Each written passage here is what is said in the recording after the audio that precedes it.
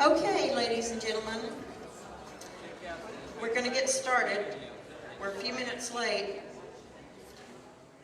That's never happened before.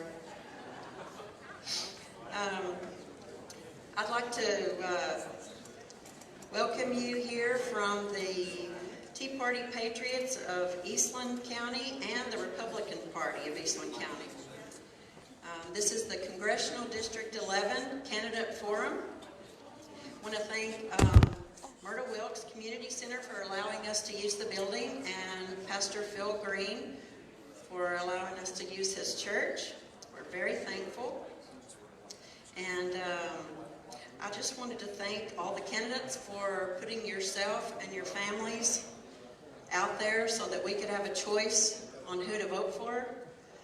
It means a lot to us, and I know it is really hard doing that. It's very tiring and time-consuming, so we just thank you. And are there any elected officials here or any other candidates here that I could recognize? If you will, okay. Chad Roberts is running for county sheriff, and there's somebody else. Who? Oh, John Francis, he's running for House District 60 rep. And that's all. If I don't see you really fast, put a hand or stand up. Then.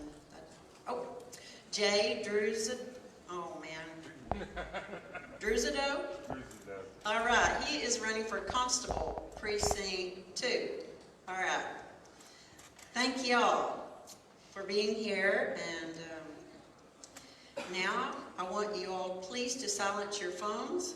And Richard Krantz, if you could come up here and open us in prayer.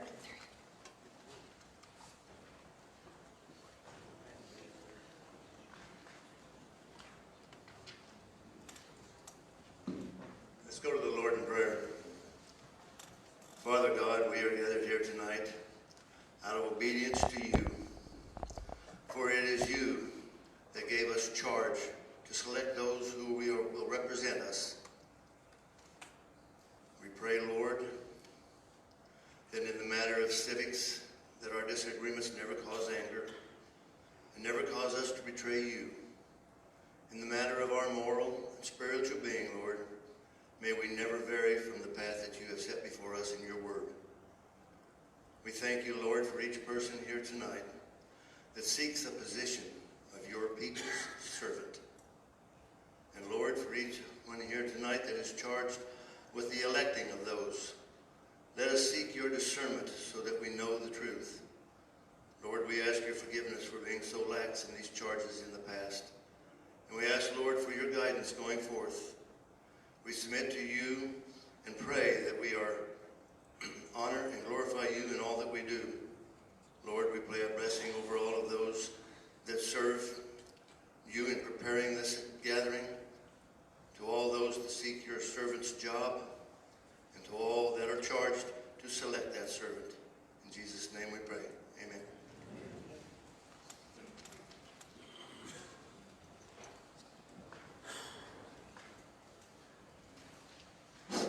If you all please rise and face the American flags and let's say our pledge to our flag.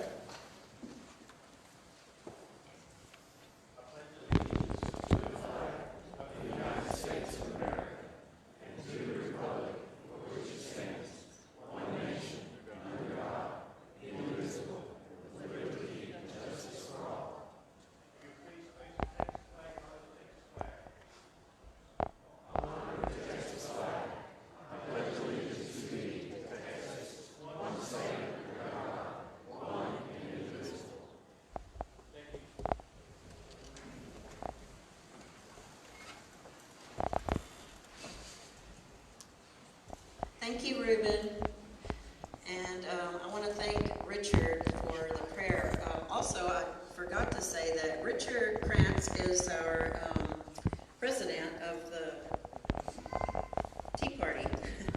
And anyway, we are doing this together tonight, both of our teams, which a lot of our teams are the same teammates, so that works out well.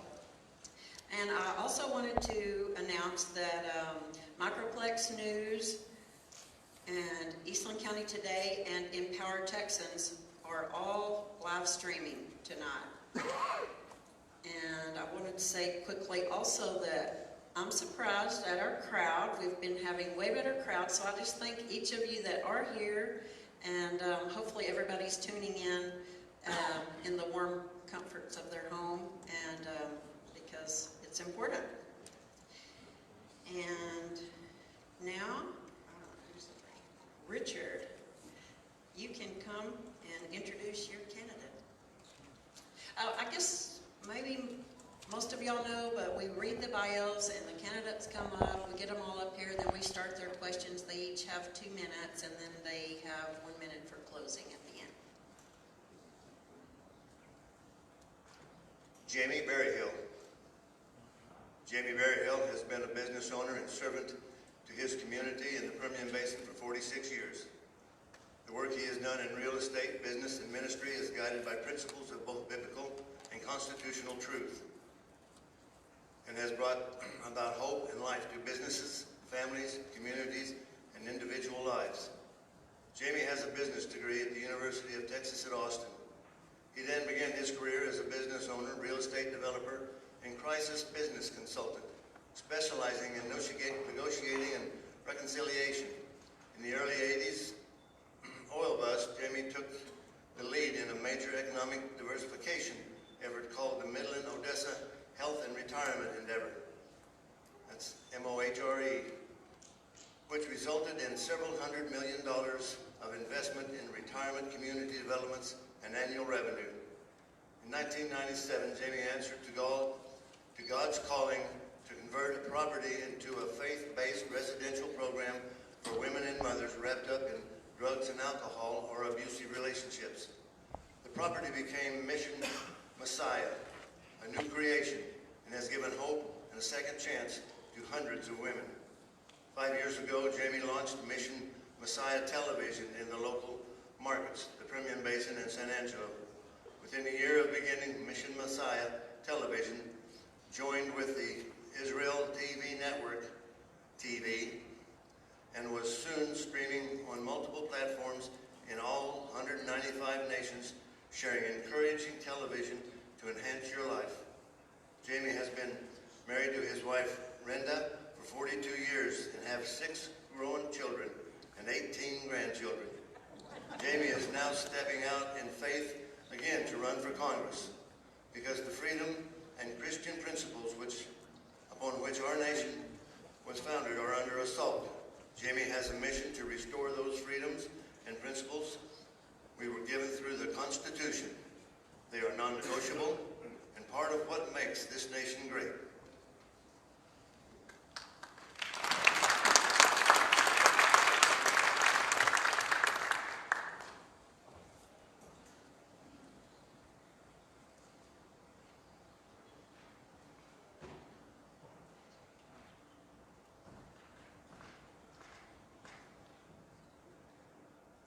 Good evening, all. So I have the pleasure of reading the biography for Wesley Verdell. Wes Verdell has devoted his life in service to others. As an Air Force veteran, small business owner, husband, and father, Wes strives to put others before himself every single day. As your District 11 U.S. Congressman, Wes will work tirelessly to represent your Central and West Texas values. He will stand tall in Washington, D.C. as a voice of reason who embodies what it truly means to be of the people, by the people, and for the people. Wes was born and raised in the heart of Texas. He grew up working in his family's diesel repair business in Brady, Texas, where he learned what hard work looked like and what it meant to help others. He later answered the call to serve his country. Wes served in the U.S. Air Force, working on intercontinental ballistic missiles and as a military training leader. After being honorably discharged from the Air Force, Wes returned home to work as a diesel mechanic alongside his family, while also becoming the owner of a small trucking company. In 2002, Wes married his beautiful wife, Sarah, who is also native to Brady and is a talented photographer. Together they have 3 boys, Van, 14, Madden, 12, and Kingston, 8. They also had a daughter, Dylan, who watches over the family from heaven. After Wes and Sarah lost Dylan at 22 weeks pregnant in 2009, a water well was built in Uganda in 2011 in her honor by the John 4:14 Foundation. The Verdell family are active members of their community and their church. Wes is proud to be a Texan, and he is proud to continue serving his life for Texans.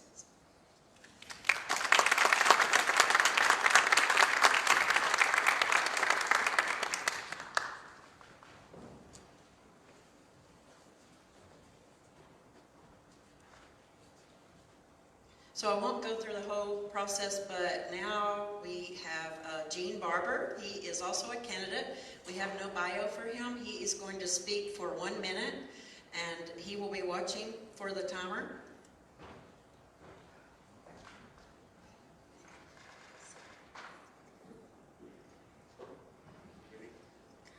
My name is Gene Barber. I'm a quarter Lapon Apache. My tribe was here before the Spanish. My tribe of Apache Indian was the only Indian tribe that helped Texas become Texas. So my roots run deep in Texas. My dad was Dale Barber. He was a lawyer in Colorado City, Texas, where I'm from. Population 2 ticks and a dog. And one of the ticks decided that dog ain't big enough no more. He was a lawyer for over 60 years. Colorado City is located between Abilene and Midland, Odessa. I've been married 22 years. Been with the same woman about 25 years. I have 3 kids, all of them out of the house. So I have plenty of time to be your congressman. I am an 80% disabled veteran. I saw boot camp the day I turned 35. Thank you.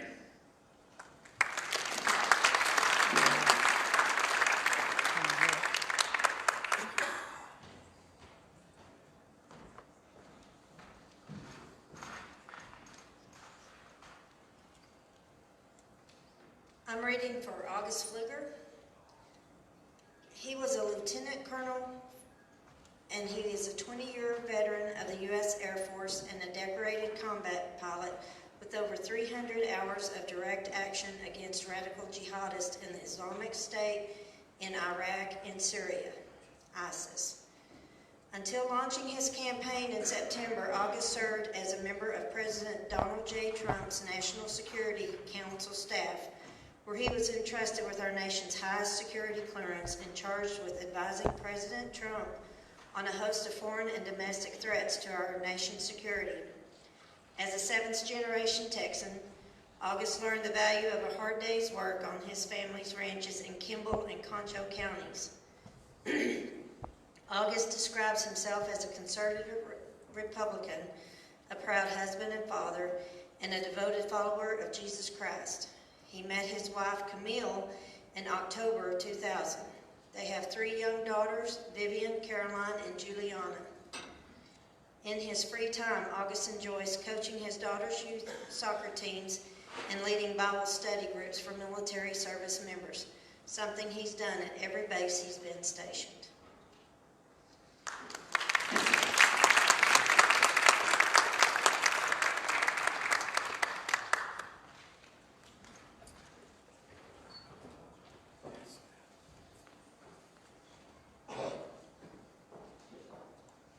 Robert Tucker.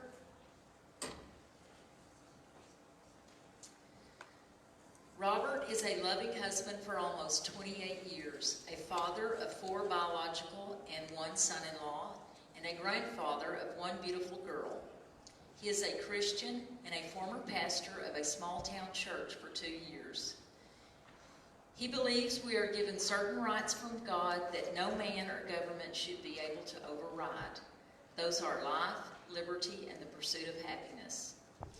He believes in the Constitution, its amendments, and the original context they were written in. Amendment 10 states that the powers not delegated to the United States by the Constitution should be reserved for the states or to the people.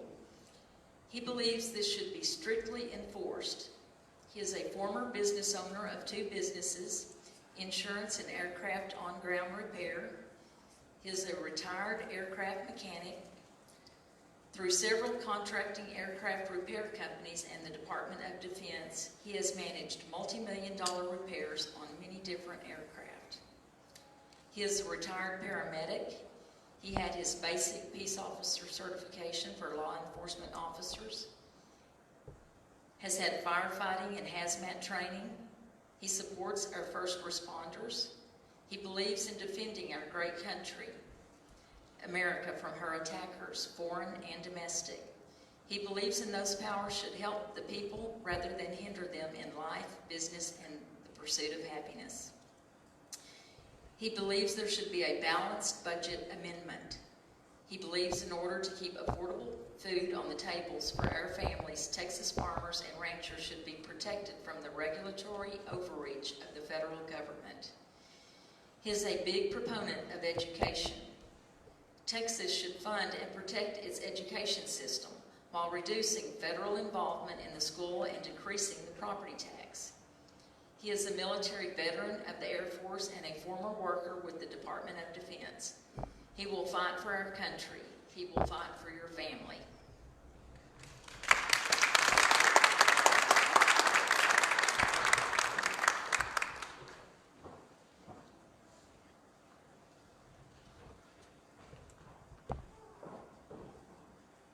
Okay, I will be introducing J. Ross Lacey. J. Ross Lacey is a successful businessman and former Midland City Councilman who has spent his life right here in West Texas. Lacey is a graduate of Lee High School and received his BBA in Finance from the University of Texas at the Permian Basin, graduating summa cum laude. J. Ross is the president at Lacey Oil Corporation, managing partner of Lacey Capital, LLC, managing partner of Cat Eye Well Service, LLC, and manager of key accounts for Cressman Tubular. He is a member of First Baptist Church of Midland and has served on numerous local and state boards. He also was awarded the 2016 John Ben Shepherd Pathfinder Award, which honors the Texas leader under the age of 40. Lacey has seen firsthand how our booming oil and gas, aerospace, and ranching and agriculture industries play a central role in what makes Texas 11 a unique and a great place to live. J. Ross is proud to be a product of West Texas and will never stop fighting to preserve our way of life. As your congressman, Lacey will be a tireless advocate for stricter immigration laws and will be an ally for President Trump's America First agenda. Lacey's strong business background gives him the much-needed ability to cut wasteful spending and drain the swamp of unelected bureaucrats.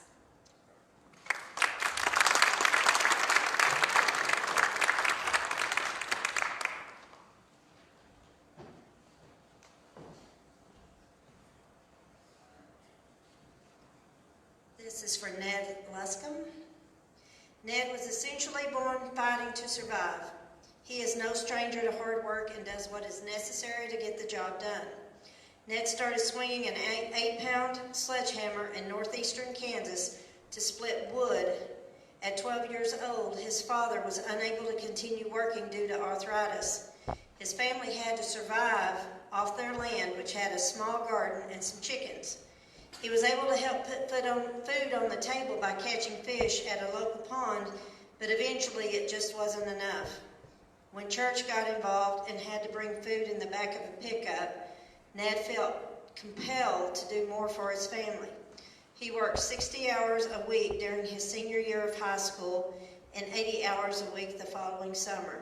He pushed through to put himself through college at the University of Texas. Ned has been in the medical field for more than 50 years. He was a registered nurse for more than 45 years and owns Reliable Nursing Services Incorporated. With this, you can trust that he has the knowledge to fight for your medical needs and the health care services Americans deserve. He has been a hay broker for 8 years, giving him insight within the agricultural industry. He is proud to be an American, a lifetime NRA member, and firmly stands with Trump. You can be sure that he only has the best interest of Americans in mind.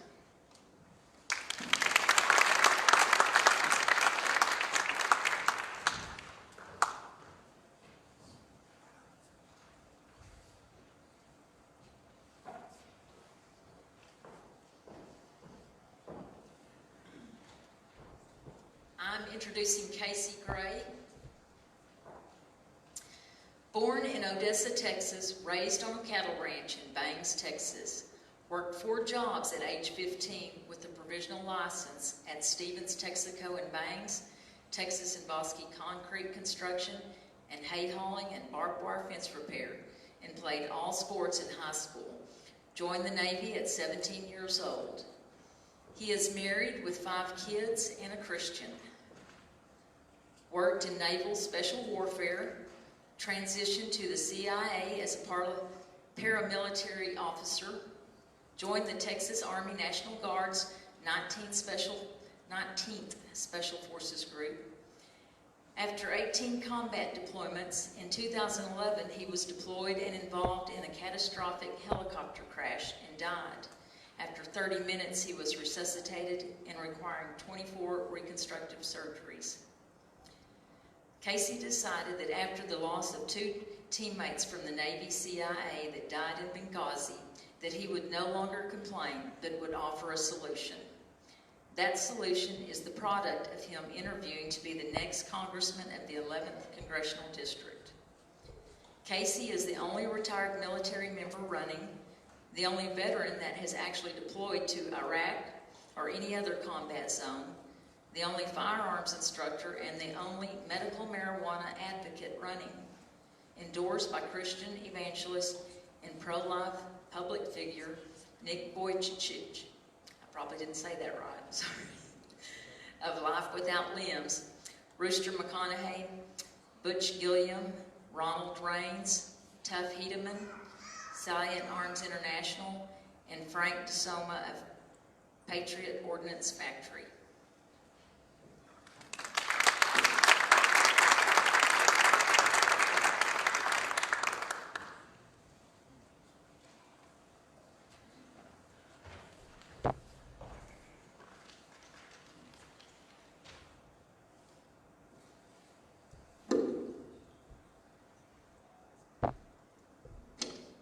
JD's bio is too small to print for not having my reading glasses, so here we go. JD, Fahrencloth, 5th generation Texas, lifetime resident, District 11. Born and raised in Baird, Texas. He has a Bachelor of Business in Accounting from Hardin-Simmons, MBA, UT Austin, certified public accountant for 20 years of actual business experience and over 20 years of public accounting experience. Currently an audit partner with a regional accounting firm in Midland, Odessa, and Hobbs, New Mexico. He's a former councilman and mayor of Midland, Texas, former adjunct accounting professor at the University of Texas Permian Basin, voted as a Republican in every election since he was old enough to vote, past precinct chair and vice chairman of the Midland County Republican Party, actively involved in the Republican Party of Texas for over 30 years, attended the Republican Party of Texas State Convention for over 30 years, associate member of the Midland County Republicans Women's Club for over 30 years, delegate to the 2012 Republican National Convention representing District 11, grassroots volunteer for many local, state, and national GOP candidates, and an elected official who has a proven record as a fiscal conservative, pro-life, a gun owner, 100% supporter of the Second Amendment, deacon at the First Baptist Church of Midland, former Boy Scout and Assistant Scoutmaster, former coach, assistant coach for youth, football, basketball, soccer, and baseball teams, current board member and past chairman of Midland Odessa Transportation Alliance, member of the Texas Society of CPAs, American Institute of CPAs, and the Permian Basin chapter of CPAs. Member and former board member of the Petroleum Accounting Society of the Permian Basin, member and current president of the Midland Odessa Business and Estate Council, current board member and past president of the Midland Rape, Crisis, and Child Advocacy Center, and a member and former board member of the Midland Chamber of Commerce, JD Fahrencloth.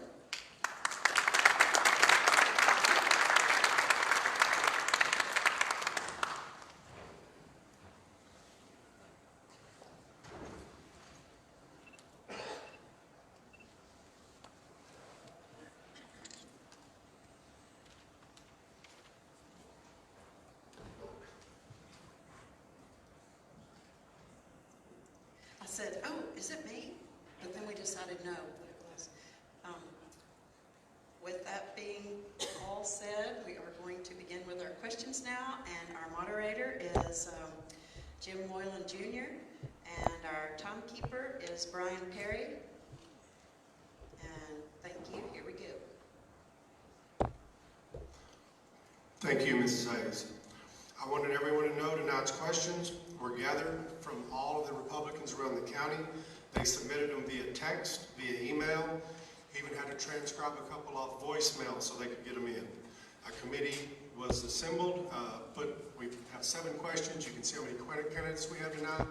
So we felt like that was about the maximum amount that we could ask. I will ask the question.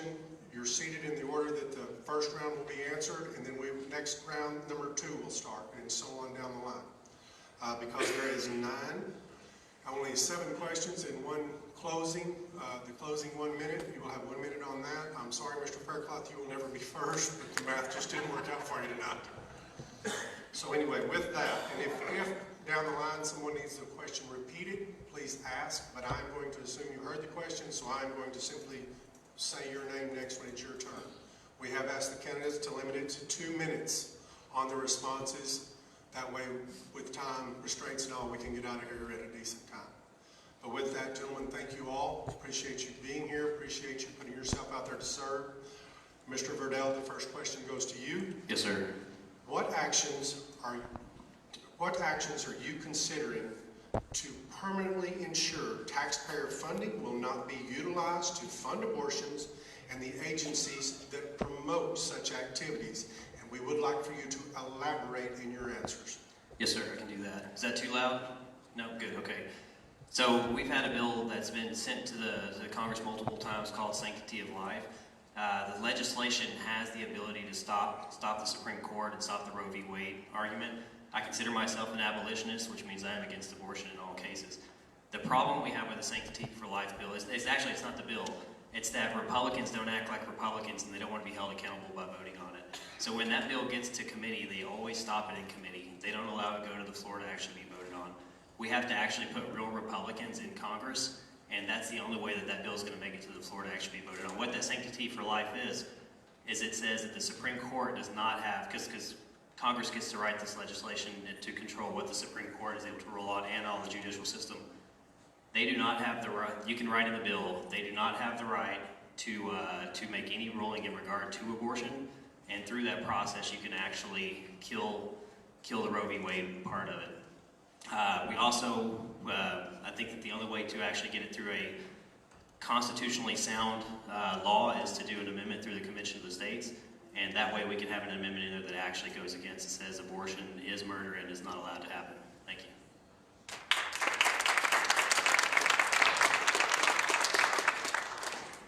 Thank you. Mr. Barber? I agree with that, what he's saying. I'm just going to kind of elaborate on what he said. First of all, we're going to have a Republican House. Because if we don't have a Republican House, then we're not going to get anything done. So we should get one this time because President Trump's on the ballot. So we should, but if we don't, we got to put up Nancy Pelosi, and this is all mute. But if we do, then we need to get that bill passed. We need to get it out of committee. We need somebody to go up there and get leadership's face and make sure it comes out of committee. Because leadership is the one that determines what goes onto the floor. But I disagree with him on a constitutional convention, because once you open up a constitutional convention, all the constitutional deals are open. And that means Second Amendment. There's way too many people out there wanting to gun down Second Amendment. So I think we need to do everything through legislation, but we need to be very wary before we start talking about constitutional conventions, because we got a lot to lose, and we got to make sure it's something we really need to go there with. Thank you.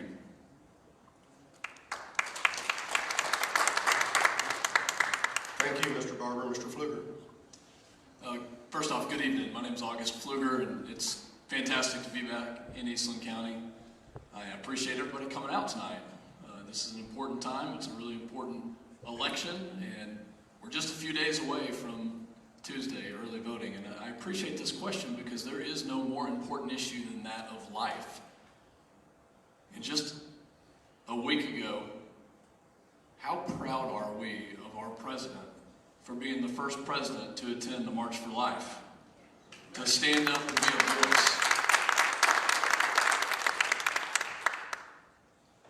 I'm pro-life, and I want to be that voice from District 11 to protect the unborn. And I will not vote for any bill that includes funding for agencies like Planned Parenthood. And I think the first way that we attack that, and there's multiple other issues in addition to this one, is to start separating these bills out without so much pork in them and stuffing things inside bills that we don't need, like Planned Parenthood. We need a voice to go fight for the unborn. Yesterday, I received the endorsement from President Donald Trump because he knows that I'm going to be a fighter for issues just like this, to stand up for the unborn. Because wouldn't it be nice in our country if we look back and say, I cannot believe that we did that. I can't believe that as a country we allowed abortion to happen. And for all of our children and grandchildren, we need a voice to go up there and fight for the unborn. My name's August Pfluger, and I'm ready to go do that. Thank you all. Thank you. Mr. Tucker. Sanctity of life.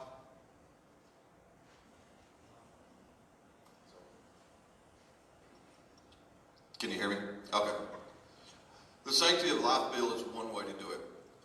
That is the most constitutional way to do it. There is another way. Through Roe v. Wade, what they did was said that it was Congress's job to declare when life begins. So if we declare life begins at conception, that is another way around Roe v. Wade. So that's two ways to do it, and I think the second way would be easier to push through Congress than the first. That first bill, like Wesley said, has been there 3 times, and we also got to get to single-issue bills. When we start packing all the pork and all the different things like the omnibus bill and everything else, they can install whatever they want into this. If we get back to a regular order, single-issue bills, this stops a lot of that. It gets back to the Constitution. Once we get back to the Constitution, follow constitutional law, that solves a lot of our issues that we have in this country with abortion and stuff like that, because anything dealing with abortion is not constitutional. And I will not vote for anything that is not constitutional. So that guarantees I will not vote for anything that will be going to Planned Parenthood or any other abortion clinics or anything like that. There's several others that have been funded. They're not as popular as Planned Parenthood. Most people don't know about them. But we have up to 6 different abortion clinics that are funded right now through our bills. And most of them are the omnibus bills and stuff like that. And they push it through the dark. They let Planned Parenthood be heard so that they can get the others through without too many people complaining about them. So that is the 2 ways, the main 2 ways we can get this done is by declaring life begins at conception and then trying to get the bill that's went up 3 times to be passed. One of those 2 ways we should be able to push through in the first section. Thank you. Mr. Berrio.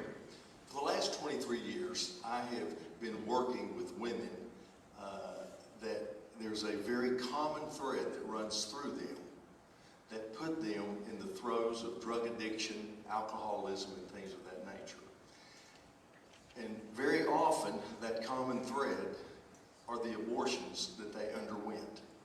One of the things that I will do, that I have learned over these years of working with women and seeing them delivered out of that kind of pain, heartache, shame, guilt, condemnation, is to bring about an awareness.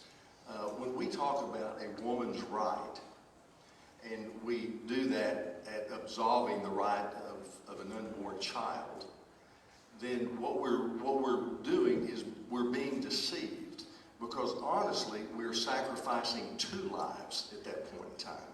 We're sacrificing this life of this precious unborn made in the image of God, and we are sacrificing or hindering, enslaving this woman that has made that horrific decision. I will work to bring about a greater understanding of education, of the truth of this issue. Obviously, as has been mentioned by my friends here, is that a lot of these things get tucked in these multifaceted bills. In our spending bill that was introduced to our House 1 week before Christmas and had 2,300 pages, within that was a $50 million appropriation for Planned Parenthood. Again, we must have these things separated out to stand on their own.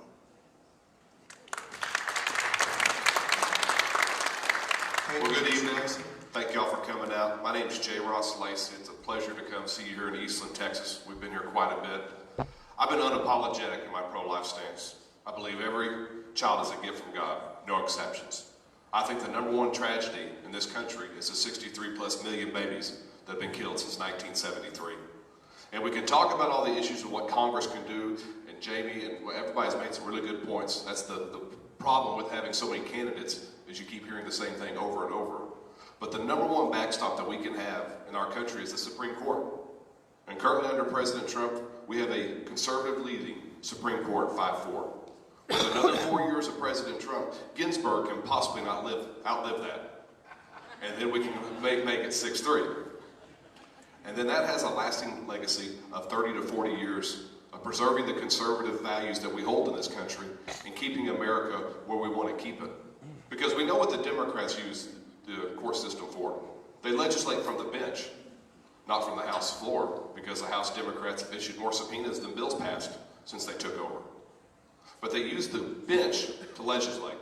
And so we have to put as many backstops in as possible while we have President Trump in office to continue to protect us from the enemy abroad. Or here right now, it's the liberal Democrats that want to take away our freedoms and liberties and introduce socialism. I do not support that. I will stand proud with the president and defend our conservative values in an honorable way. Thank you.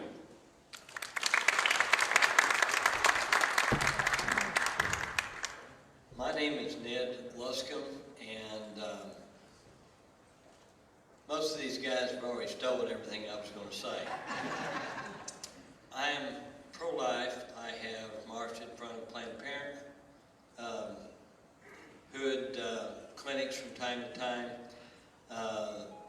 Psalm 139 says everything we need to know about abortion. God knew us while we were being formed in our mother's womb. And the chances of any of us being in this room, we've got a better chance of winning a $100 million lottery than us being here. And so there are no exceptions for abortion. A child should not have to suffer the consequences of an adult mistake or sin. And I will not vote for any bill that has funding for abortion, whether it be foreign or domestic. I will do everything I can to make sure that Planned Parenthood gets defunded. The one thing I bring to the table is I don't need a second career. And with that, I can have sharp elbows. And those sharp elbows will be used to make sure that we vote on single issue type legislation. I have been irritated for decades about the continuing resolution that kicks the ball down the road, the 2,300 page bills, the omnibus bills, and if Kevin McCarthy asked me to vote for these kind of things, I will say you're asking me to vote against my constituency, and so it's going to be a no. Thank you, Mr. Gregg. So there's a problem here.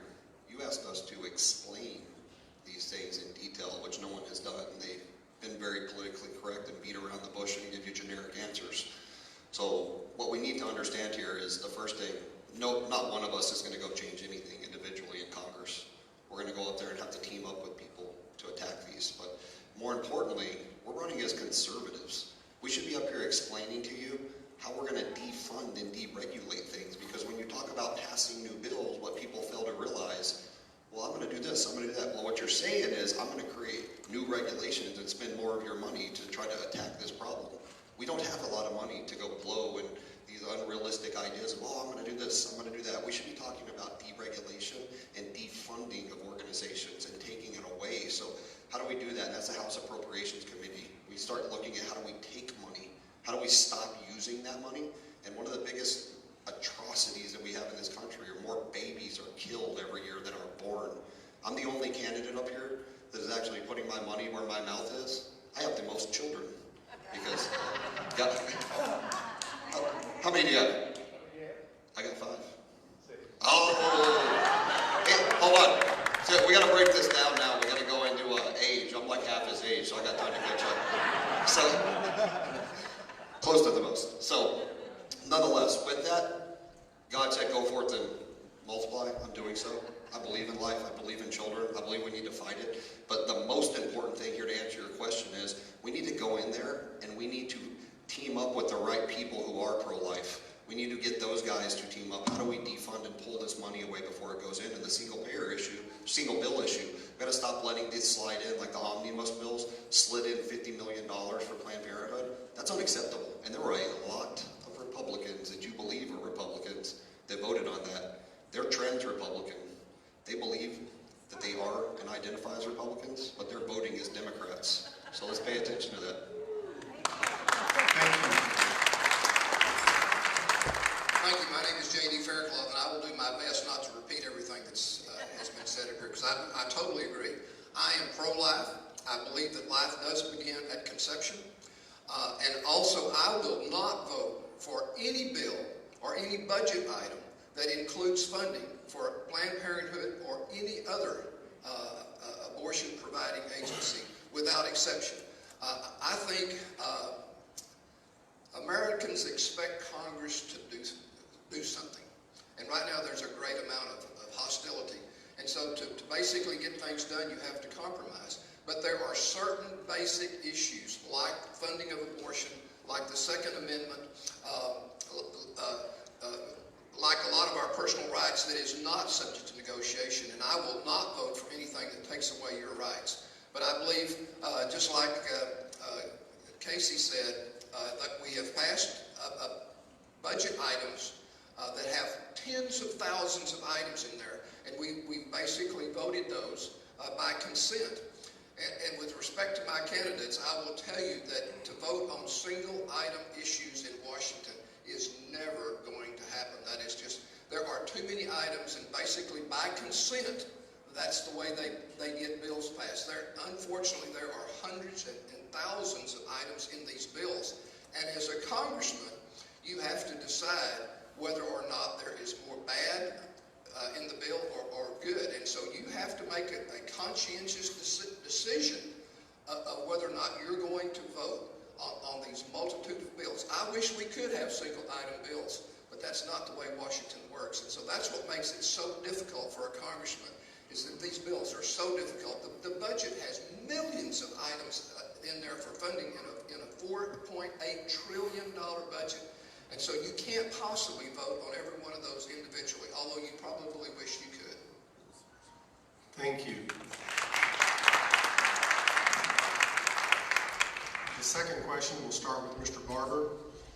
District 11, Congressional District 11 has just under 28,000 square miles. So it's a large landmass compared to most congressional districts.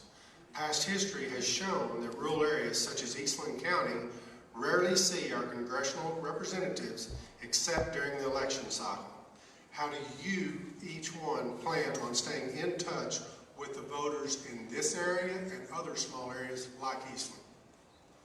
Well, in 2021, our state legislature is going to redistrict. So I'm going to fight to keep what we got. I don't want to lose anything. I don't know if that's going to be possible, but I'm going to fight to keep it. As far as Eastland County, you'll see me. I plan on going to every one of my districts. I get time off, I'll be there. I'm going to keep what my Conway's got now, look it over to see how it covers the district, and then see where I need to add staff. Because one thing about it is, I'm here for y'all. My daddy is an old country boy, and I grew up on a ranch, and so I understand how it's important to get to the rural areas. I understand we get neglected a lot of times. I never saw my commissioner until it was election time and he graded the roads. So I understand what you're talking about.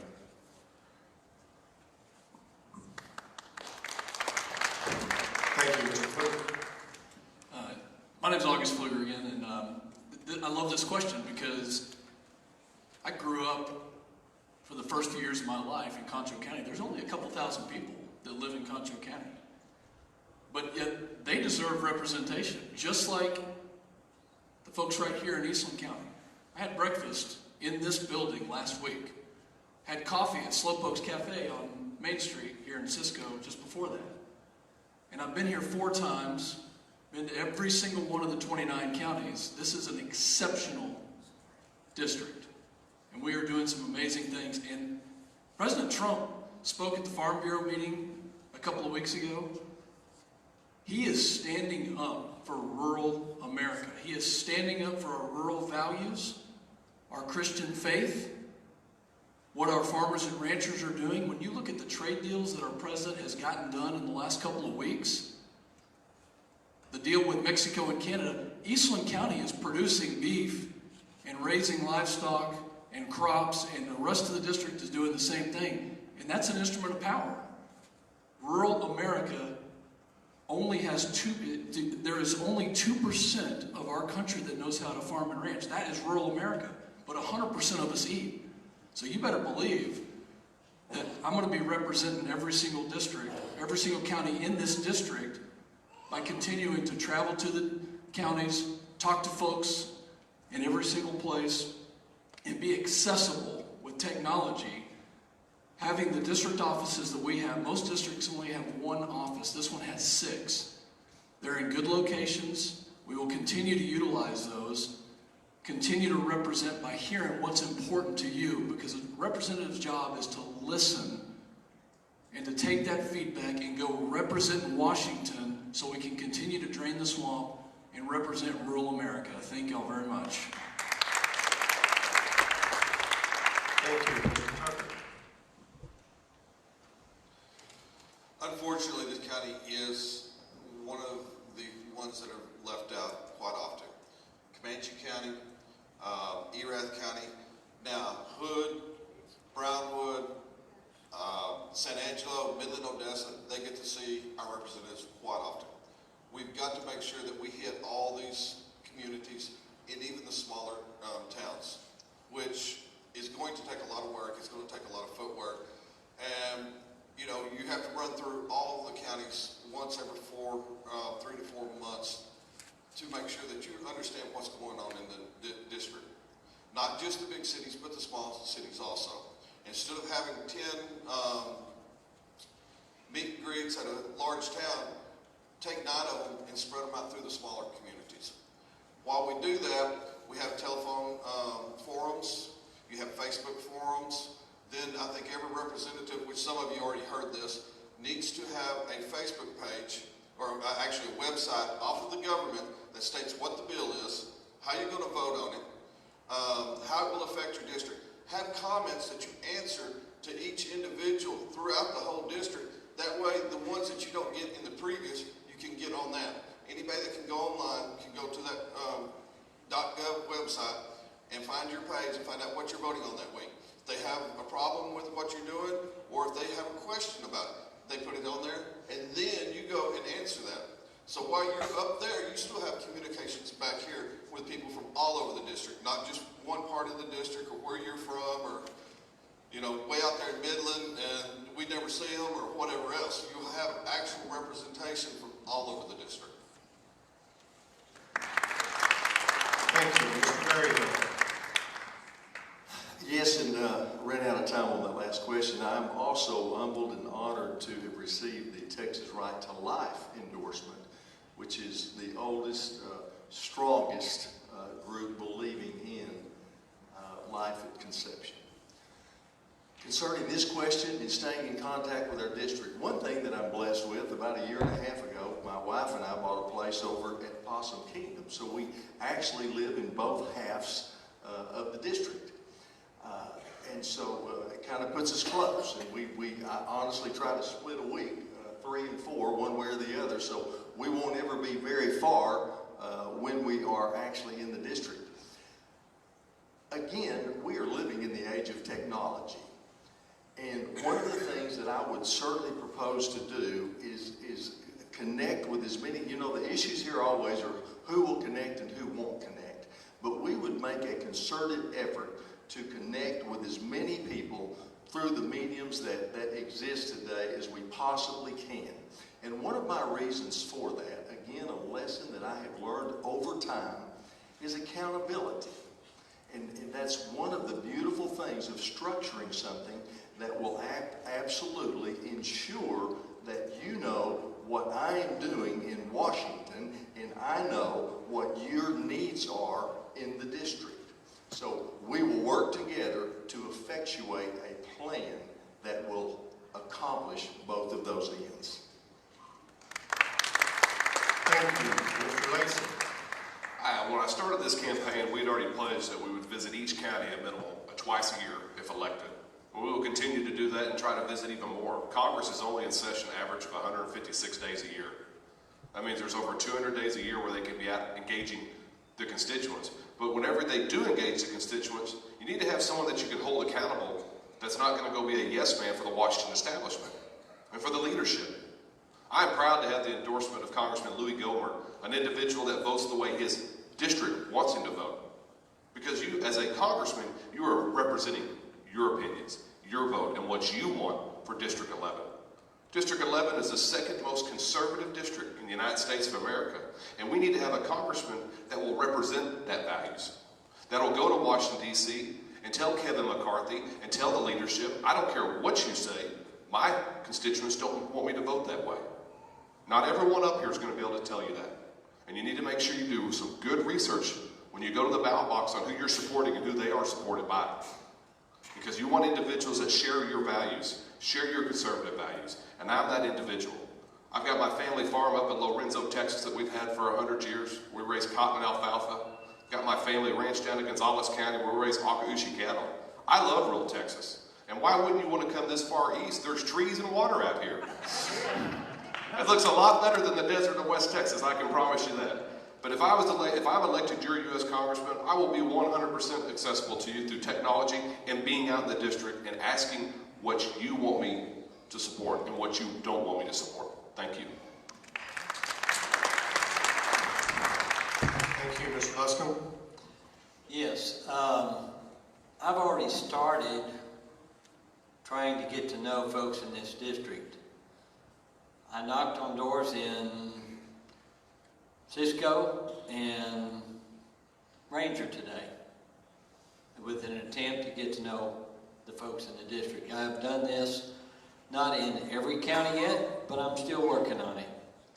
I will have to hire somebody to do the technology because I'm the most technologically challenged of this group, I'm sure. And I will hire true believers in what I think and do to help with that technology so that you guys can know what's going on. I'm sure you guys have called and asked questions and you get somebody that has no clue about what the congressman thinks and what he's going to do, and you know, it's usually pretty young folks that they just answer the telephones. I would continue the 6 offices that Conway now has and would make every attempt to come to each county twice a year. As I say, I've done everything I can at this point in time to check the pulse of the people. I'm not done yet. I will probably go through 15,000 of these by the time March 2nd get you. Thank you. Mr. Britt. So what I've heard a lot of is not answering your question. A lot of beating around the bush. And let me tell you something. They didn't tell you this in my bio. When I was in my helicopter crash, my skull was crushed. My front left lobe of my brain was damaged. And I do not have emotion or empathy. So it makes me a very direct person. I should have started out with that so you understand why I'm getting straight to the points. What we need, and you go to my website, CaseyGrayTX11.com, go to my district tabs, go to the voter tab, it talks about how we're going to interact with the voter. This is very simple. I am an information systems technician. I'm a trained human intelligence officer. I am also a team sergeant for intelligence and naval special warfare. So what you do, very simple. I've developed an application for a cell phone, for a smartphone. It'll work on tablets as well. You log in using your voter ID. Once you get in there, you'll be registered in my system. Every single bill that I read, I plan to co-sponsor, or that is presented in Congress, I will put in a PDF form. You will be able to go down and read it yourself. Once you scroll through it, you will vote yes or no. On my phone, it's going to show me how many people in the district voted yes or no.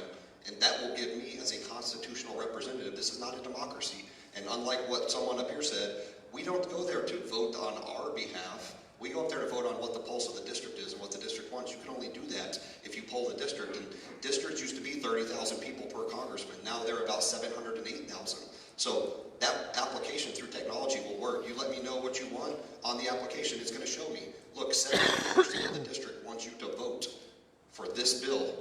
I'm simply going to go, roger that. The people have spoken. Vote yes. Instantly on your phone, it's going to show you that I voted yes. It'll keep a track history of what and how I vote. Very, very simple. Will I ever cross the voter and vote against anything the voter says yes on? The answer is yes. If it violates a constitutional right, such as a red flag law, I will vote no. I will not allow our constitutional rights to be infringed upon. Let's say the last 4 words of the Second Amendment together. Shall not be infringed, right? All right, thank you. Thank you. My name is J.D. Faircloth, and I was raised in a really, really small town of Baird up the road here in Callahan County. And I will tell you, I am very sympathetic, because I don't think we ever saw either a federal or a state congressman come to our little town. I do know that Mike Conaway has visited Baird and Clyde in town hall meetings, and I appreciate that. If I'm elected your congressman, I will participate in town hall meetings in small areas. Unfortunately, it seems like the only time a congressman comes to a larger town is because he wants money and trying to raise funds for his reelection. I believe it's really important to sit down with common, ordinary people, not politicians or people that have got a lot of money, but to sit down and ask you what you want. I've been to some town hall meetings, and it seems like congressmen keep telling you what they're doing to you. And I think it's really important when you have a town hall meeting is to get input from you. When I was mayor and a city councilman, I had town hall meetings in all 4 of our precincts once a quarter. And I held them in minority districts, and I held them in Anglo districts to get input. So I wasn't afraid to go to a district that might not be very favorable to me, maybe a Democrat, primarily a Democrat area. I represent everybody, but if I'm elected, I'm going to be in each one of your areas at least twice a year, and hopefully 3 or 4 times a year, because I think it's really important to get input from you. Because when I'm elected, just like everyone is up here, we're not up there to basically represent the Republican Party. I'm going to be, and I know most of these men are going to want to represent the constituents of District 11, and that's what I will do. Thank you. Thank you. Mr. Riddell. So when I got out of the Air Force, my wife and I, we chose to come back to Brady, Texas. We believe in living in small rural community. We could have gone and pursued more money. That wasn't what we wanted. We wanted to raise our kids in the right life. Henry David Thoreau has a quote that's all good things are wild and free, and I felt that describes my childhood and what I wanted my kids to grow up with. I want them to know who they are as individuals. If I get elected and were to go to Washington, my wife and kids are staying here in Brady. I believe in small rural towns, and I believe in this community here and a lot of other communities like this. Most of our support comes from small communities. That's where my value is, and that's where I want to spend my time. If I go to Washington, that's where I want to spend my time is with the small communities. Thank you.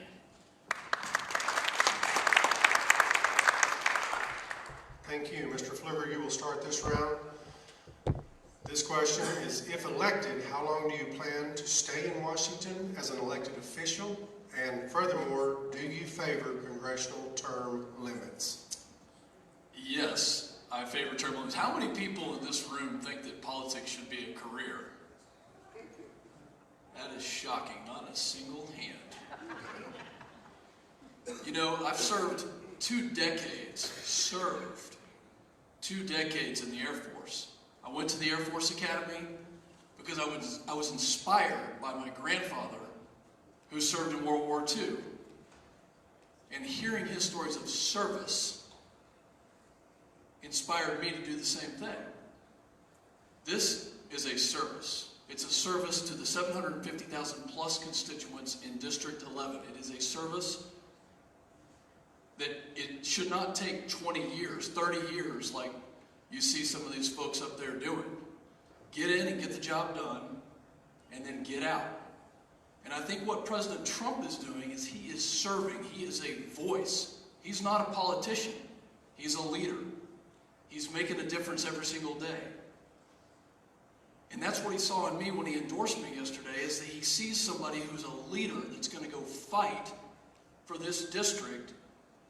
It's not going to take 20 years to do that.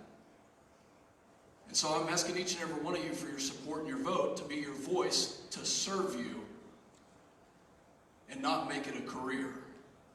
Thank you all very much. Thank you. Mr. Tucker. I believe about the perfect is about 8 years. I can see up to 12 because that way the Senate would have 12 years if you give them 2 terms, and the House, if you give them 6, would have 12 years. But in 8 years, usually at that point is when you start seeing people's voting records start turning from conservative into liberal. Once you get past 8 years, they're basically useless as congressmen, okay? You need to vote them out. I'm sorry. If we do not get term limits, we have to have them voted out. And that's up to the citizens to do. I doubt that very many up there will go along with term limits. Yes, I'm for them. Yes, I'm going to push for them. But without, like Wes said, a convention of the states, I don't see it happen. We've got too many rhinos up there. We got too many that say they're conservatives, get up there, start voting Democratic ways. You know, promise to vote with Democrats. You know, I vote with you once a year. You know, just help me out. You know, on some of the other issues and stuff. We've got to quit giving them leeway. We've got to get back to our conservative values. All the conservative values is the Constitution. You know, we have not changed in 250 years as conservatives. The liberals have. They keep going on. And it started really bad in the 1930s. And that from 1930s to now is where we went so far to the left that we're at the precipice. We can either go back to constitutional values or we're going to end up as a socialist nation. We've got to get these people out of office. We've got to inform everybody that 8 years is what they should serve. No more, no less. Thank you. Thank you. Mr. Berryhill. For the last 37 years, I've committed myself to developing a relationship with the Creator that our founding fathers were willing to sacrifice their lives, their families, and their assets for. They did it with the intent of forming a nation that afforded freedom. That afforded freedom to people across the board because they were escaping the tyrannical rule of Great Britain. One of the things that has undermined those freedoms today that they wanted and were willing to sacrifice for have been professional, extended politicians. Because the longer you stay, the more ensnared you become by those lobbyists. And we, as citizens of this United States, are suffering as a result of it. So yes, I have signed a pledge for a 3-term for House of Representatives and 2 terms for the Senate. So we must bring these things to the table and enact them to stop one of the most egregious forms of corruption that we have. Thank you, Mr. Lacey. I do support term limits and have said that if elected would only serve for 6 terms. I believe if you're going to do 2 terms for a U.S. Senator for 12 years, then a U.S. Congressman should have that time. I have no desire to go off to D.C. to live there for 20 or 30 years. I want to go for 12 years, be your representative, get the work done. If you can't get it done in 12 years, you shouldn't be up there. But then I want to come back home, because you're supposed to return home to the people and come back and be a part of the district. I want to come back to my ranch, come back to something that's normal. Because Washington, D.C., I think anybody in here think Washington, D.C. is a normal place? No. It's a corrupt place. And it's a place that turns people around, that pulls them into the swamp. And exactly what President Trump is fighting against. And what have we discovered? The swamp fights back. They don't like what's happening right now. They don't want change. They want business as usual. And they don't want individuals that are going to go up there and throw a wrench into it. I'm that type of individual. When I see a problem, I saw a problem in my hometown. You know what I did? I ran for city council. Why? Because I believe in it. I embrace solutions, not excuses. If something needs to get fixed, then you go do it. Be part of the solution, not the problem. And that's the type of leader I am. That's the type of person you need to send to Washington, D.C. And that's the type of individual I'll be. Thank you. Thank you, Mr. Luscombe. Yes, I believe in term limits. I will term limit myself whether we vote on a term limit bill or not. And I would vote for any term limit bill that is out there. I'm thinking more along the lines of 6 years plus or minus. The 8-year probably would be max. And I pledge right here now that I won't go over the 8 years, probably won't do that many. And because of that, I will hit the ground running fast. We have one candidate that's not with us now that believes that he's the only one that can start on day one because of his experience in Washington up to this point in time.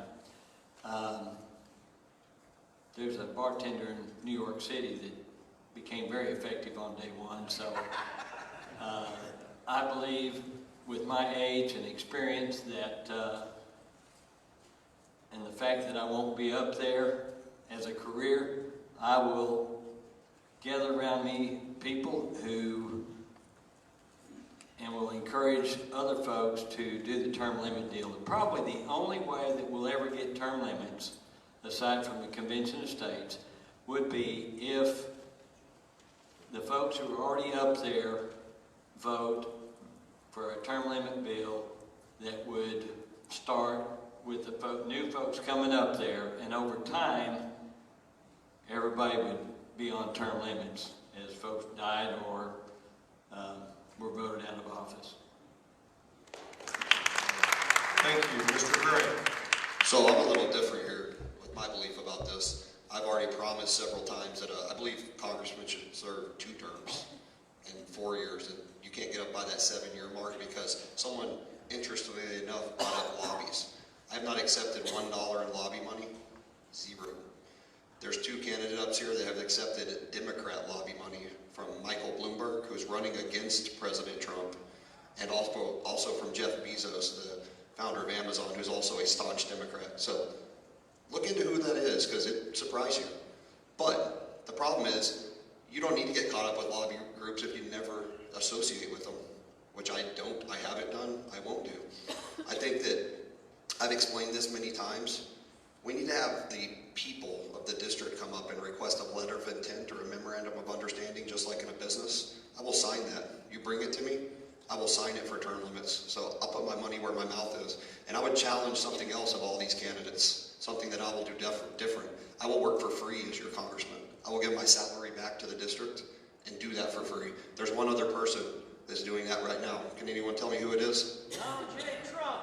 And he's the most effective person we have. If it wasn't about money, we would have some results. But what it's turned into, it's about lobbyists and money. People are going in there with about $17,000 in their account, and they're coming out with $17 million.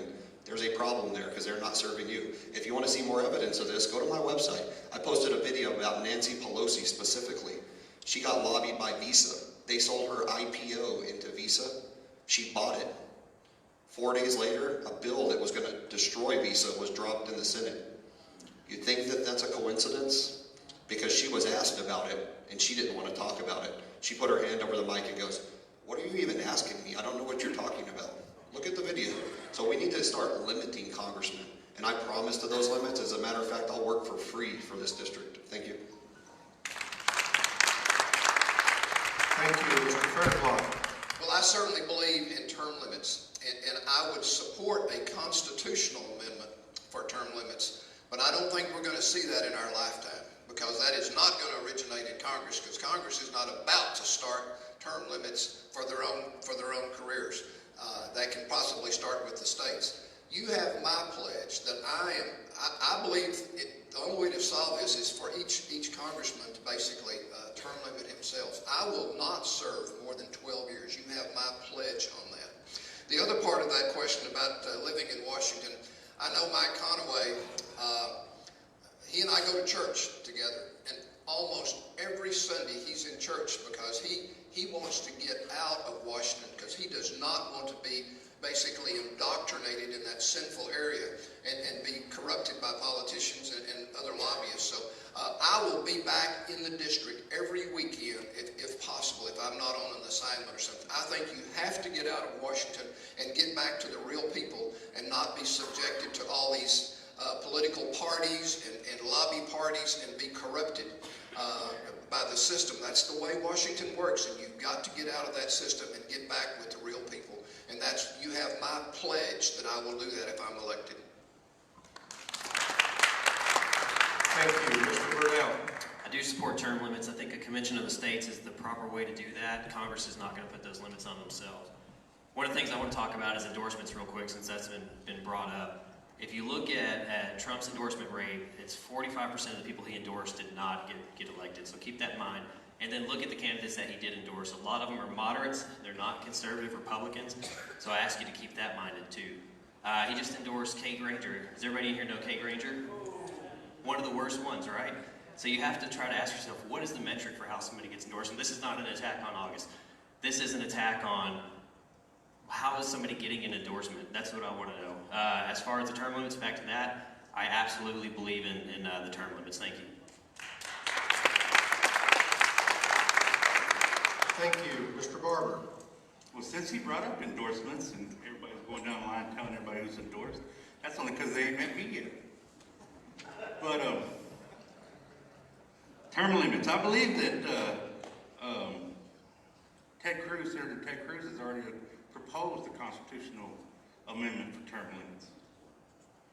I believe so. I'm not. Don't quote me on that, but I'm pretty sure that's true. If not, then that's what we need to do.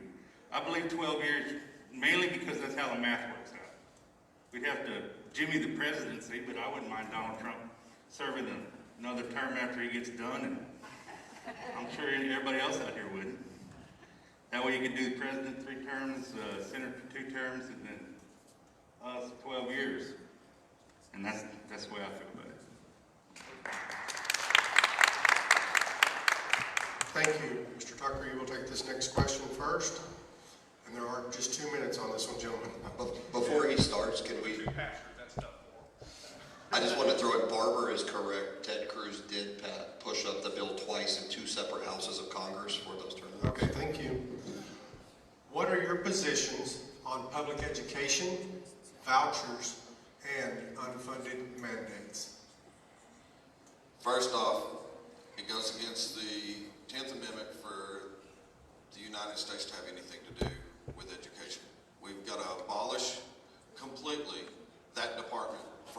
The Department of Education should not even exist. I'm sorry. If you disagree with me, go look at your Constitution, because it's plain and simple.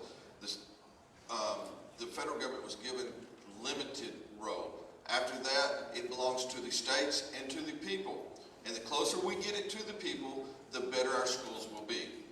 You know, I believe the states have to help the people, because the smaller rural areas, I grew up in one, Dublin's about as small as you can get around here, but they can't fund themselves, so they need help from the states, you know.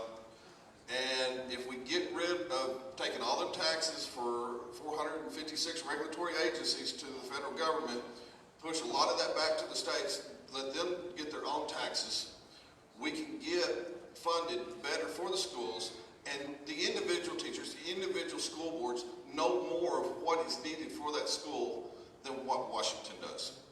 And Washington mandating a test for my kid, no, that's why we homeschooled. And I believe in vouchers. I believe in any school you want to take your kid to, you ought to. I believe if you want to homeschool, you ought to be able to homeschool. I did, when we lived in San Antonio, I did not like the schools down there. I knew they were big and they were corrupt. And they didn't teach what I wanted taught to my kids. My values, my Christian values, my heritage, all this, my lovely wife, while I traveled around the world, taught our kids. Until I got injured in Iraq after I was deployed there as a DOD contractor. Got injured, and then I come back, and unfortunately we had to put them into public school because of my injuries and all my surgeries. So we moved to Comanche where we knew the school system was good. Thank you. Thank you. Mr. Berry.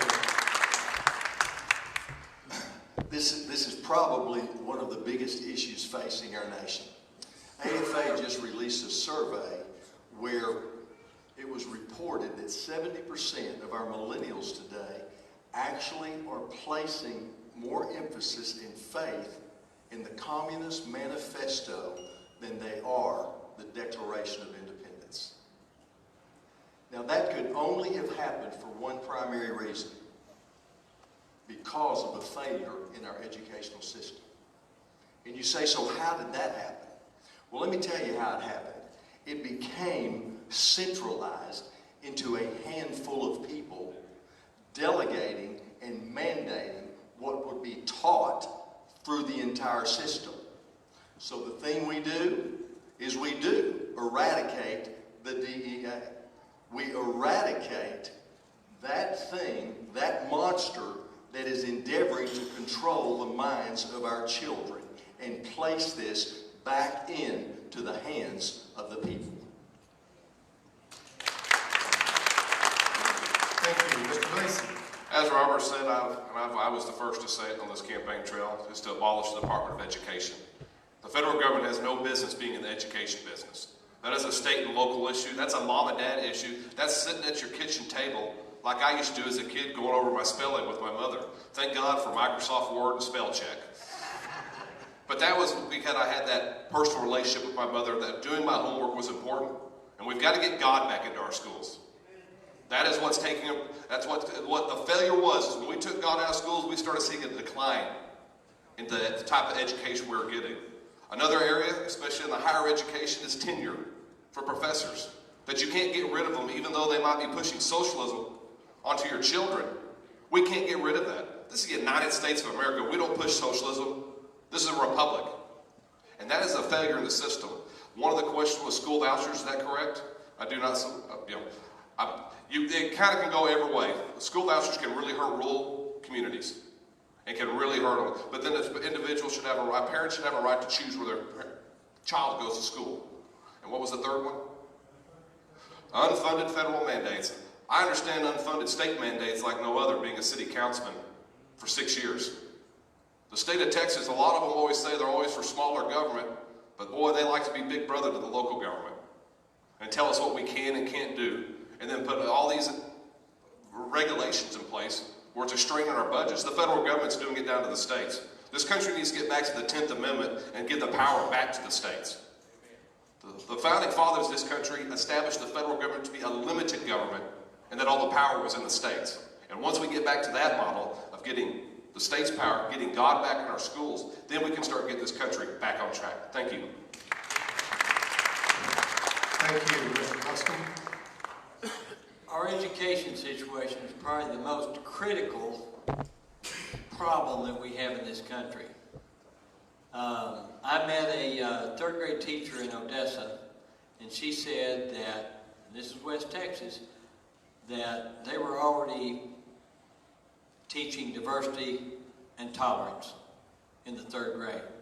I've got a volunteer school teacher and his wife in Odessa. And they say they have to be careful what they say because the Odessa school system is so liberal. The education department has to go. It's unconstitutional. The 10th Amendment prohibits it. We were second in the world in math and science and things that counted before the Department of Education. We're now somewhere around 25, 26. To really solve the school board, the education system as far as public education, we're going to have to change school boards on a wholesale basis. They were able to change. In Odessa, the hospital board was almost completely overturned overnight.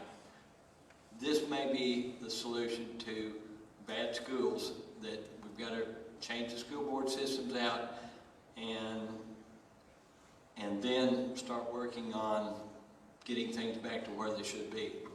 The other thing about public education is that we need to bring back CHOP, auto, welding. We need to get the trades back into the public schools. That has to happen because not everybody needs to go to college and end up with $40,000 to $100,000 worth of debt, which they can never pay back. As far as vouchers and homeschooling, I'm for all those kind of things. Competition is the best thing you can have.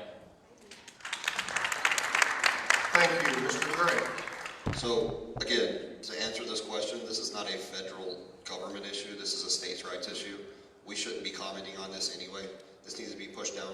The federal government needs to get out. We need to, and I'm going to argue with J. Ross Lacey here. He's not the first one to invent getting rid of the Department of Education. I think a lot of us have been born with, like, why does that even exist? And the answer for that is the closest thing we have to everlasting life is the establishment of a federal government agency, because they simply never go away. And what we need to do is get rid of the Department of Education, push it back down to the state, let the state handle it. Now, this is where we can step in, and this should be the answer that should be told, is this overlaps with how are we going to interact with the district, and we didn't have enough time to finish this. I'm going to shut down all the district offices, and I'm not going to hire any of Mr. Conaway's former employees. They'll all have to get new jobs.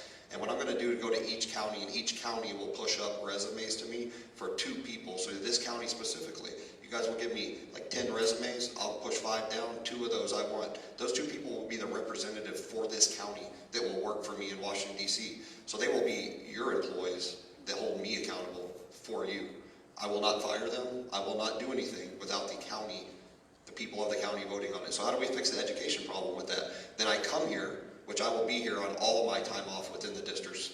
Half the year I will be in the districts. I bring that to you guys. We sit down in town halls, and if I have to stay there for 18 hours, then I stay there for 18 to 24 hours. I've been through Hell Week. I've been through Ranger School. I can outlast a town hall. I'll outlast all of you. But I will stay there, and I will listen to every single one of you, and I will get solutions from the experts to the people in the rural communities that have the answers, because we simply can't have those answers. We're not you.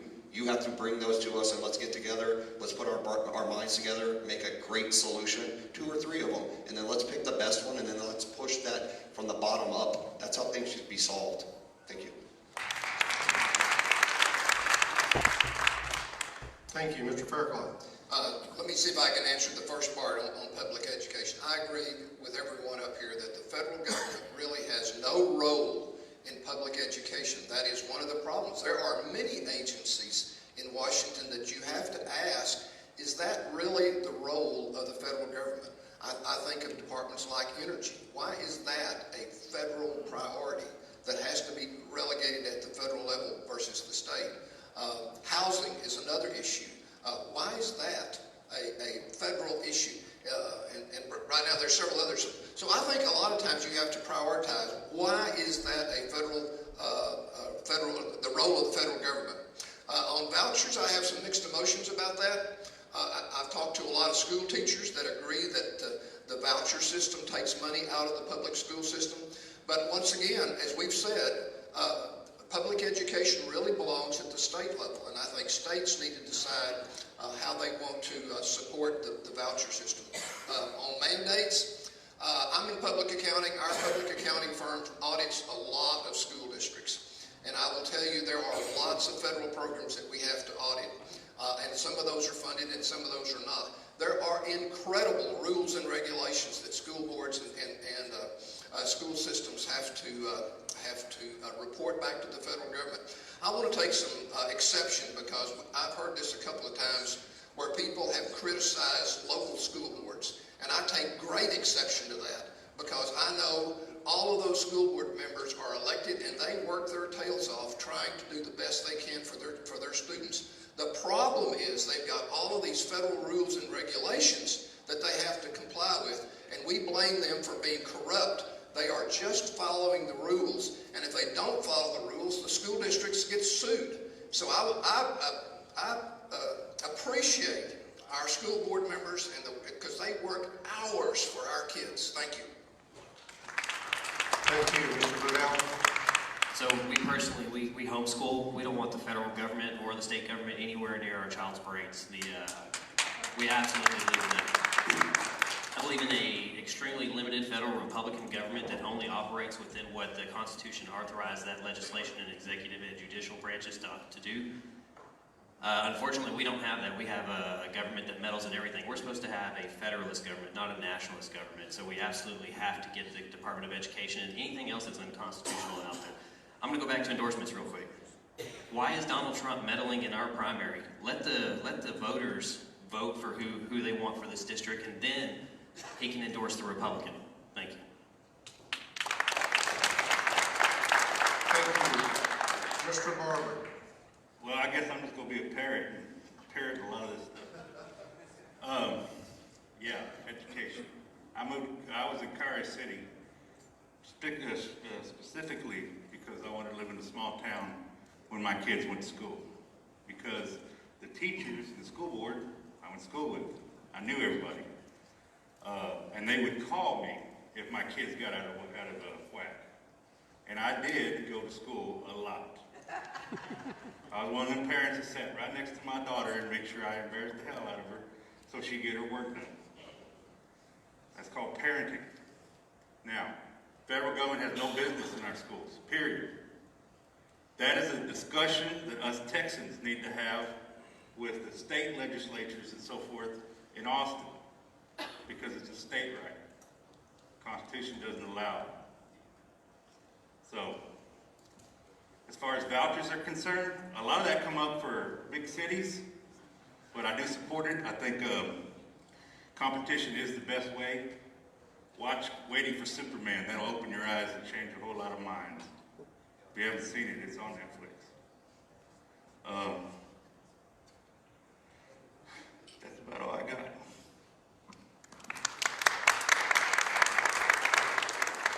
Thank you, Mr. Fluter. It's been said, but I'm going to start sounding like a broken record up here. But I do want to ask this question. How many educators in the room?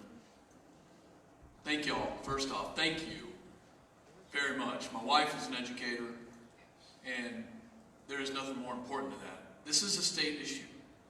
The federal government doesn't have any business in that. And last week when I sat down with Mayor Douglas, we talked about unfunded mandates. We talked about rural education. This is where it really hurts, is in the rural communities where those unfunded mandates put undue pressure on the school system, on healthcare, on a number of issues.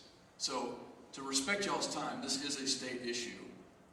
And I believe very strongly, in what you've heard up here, we probably don't differ a whole lot on this issue. But we need to get the federal government out of our children's education. As a father of 3 daughters, I believe very strongly, and our children go to public school. I don't want the federal government mandating what they're learning and pushing liberal agendas into our schools right here in District 11. Thank you.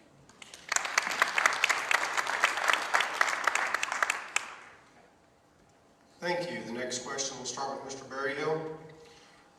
Rising healthcare costs are consuming a larger portion of the family budget each and every year. How do you plan on addressing both insurance and prescription costs and their rising rates without allowing further federal interference in our lives? Well, first of all, and you've pretty much heard it from this panel tonight, this is another one of those issues that the federal government really doesn't have any business in. But what has happened and why our pharmaceutical situation is where it is and the costs have escalated to the height that they are is because the federal government, in fact, got involved. It absolutely undermined the free market. And only when we get the federal government out of health care can this industry return to a free market operation. And then and only then will health care once again become affordable. Because that is the way free market works. The thing that we have here, we have allowed this government to grow to such a proportion, and so many people have become dependent in so many places, and yet, at many cases, a starving level, but dependent, that it's difficult for your legislatures to make the hard calls and decisions. But helping businesses out of millions of dollars of debt over the years, what we found on the path to success was make the hard call today for the victory tomorrow. And that would be my intent with our health care and every other agency that our government has put its hands into. Thank you. Mr. Mason. Let's do a show of hands. Who enjoyed their health care policy prior to Obamacare? Raise your hand. Who enjoyed it? Who enjoys it now? That's a very small few individuals that are going to say they enjoyed that. They're better off today than they were before Obama got in the middle of it. Anytime the federal government touches anything, as Jamie said, it gets twice or three times expensive, and it's a broken system. And a lot of the issues is one that we should be able to purchase healthcare plans across state lines and be able to go back to the system that we had prior to Obamacare going into effect. And what we need to do is completely repeal every portion of Obamacare and get the federal government out of the business. But one of the questions was about prescription drugs. Does anybody use an EpiPen in here? My mother has to use it. She's stung by a wasp, it'll kill her. That cost has gone up to over $500 for a pen. Why? Because the prescription drug lobby is one of the strongest lobbies in Washington, D.C. And anytime someone fights back and hold them accountable, because the drugs that we have here in the United States, the same drug, let's say over in India, let's say this little pill cost $150 in the United States of America. It costs $2 in India. Why? Because they can. Because they know that Congress is not going to do anything about it, because there's no one up there that's willing to push back and say enough is enough. And I would be the congressman to do that. We have to have someone that will finally stand up to these lobbying groups, these people that are bankrupting families, because healthcare costs have gotten completely out of control. My parents' premium has gone up 500% in the last 10 years. It's putting middle-class individuals that are retired completely in a state where they can't afford to buy groceries. It's a broken system, and you need a fighter that will go push back against the wrong that those lobbying groups are doing to us. Thank you. Mr. Luskin. I'm the only one on stage that has been involved in the healthcare industry for 50 years. The question was about the pharmaceutical industry and the health insurance. The pharmaceutical industry is a huge problem in that the Federal Drug Administration they're in bed together. And until you decouple the federal agency from the pharmaceutical industry, we're not going to be able to do much with it. I remember 25 years ago, I picked up a bottle of regular insulin for $10 for a patient that I was taking care of in the home. Today, it requires $10,000 to keep a juvenile diabetic alive. We've got to go after the pharmaceutical industry, and they are very, very powerful. The health insurance industry, they helped write Obamacare. Many smaller health insurance companies went out of business as a result of Obamacare. We've got to eliminate Obamacare. We Competition across state lines is something that has to happen. Associations are an excellent way, such as MediShare. The cost for MediShare is probably around 40% of what it costs for an insurance policy.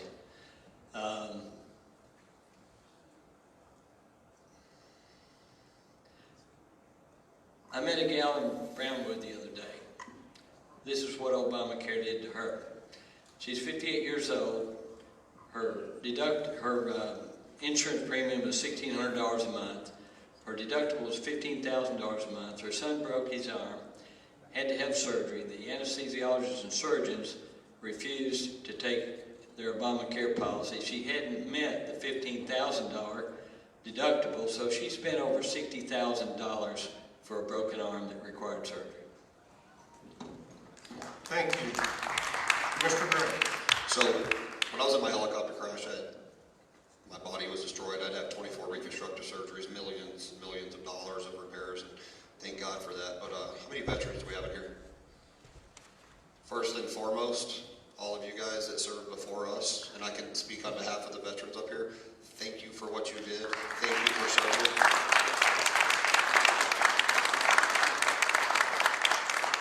Thank you for allowing us to serve and for our children to be free because of your sacrifices. Now, get back to this Medicare issue. The military at the VA hospitals, 99% of those medications come from China. They're low-grade medications, and the government says, well, the lowest bidder, that's okay for our veterans who saved this country and let us be free. But the people living here, you got to pay exorbitant prices for all these medications. You know, you got Pharma Bro, if you remember him. He took advantage, and he jacked the price up like 3,500%, and he said he could do it because we're a free market, and I'm going to rip you off because you're going to die if you don't pay me for it. He went to jail, as he should have. You know, EpiPens are the same way. What we need to get back to is just like church. Church has tithing. That's because of charity. They give people, they give money, they help each other out. There's these MediShare plans that, you know, Christian organizations have. Me, I'm a great example of that. The Green Beret Foundation and the Special Operations Warrior Foundation chipped in money when the government wouldn't and helped me get along until UCLA picked up the tab and the Board of Trustees through a charity program paid for all my surgeries. The government did not. That's sad. I was wounded protecting this country, and this country wouldn't pay my bills. I still need 2 cadaver surgeries, 2 more cadaver jaws in my face to finish my facial reconstruction. They won't pay for it, even though it was a combat-related accident incurred there, so 100%. It's ridiculous. We need to get the federal government out of medicine. We need to shut down this state line stuff. It needs to be competing free market. Let it all compete. Let there be MediShare programs. Let us buy wherever the cheapest pharmaceuticals that we want to buy, not what the government mandates you to buy because it's expensive. Thank you. Thank you.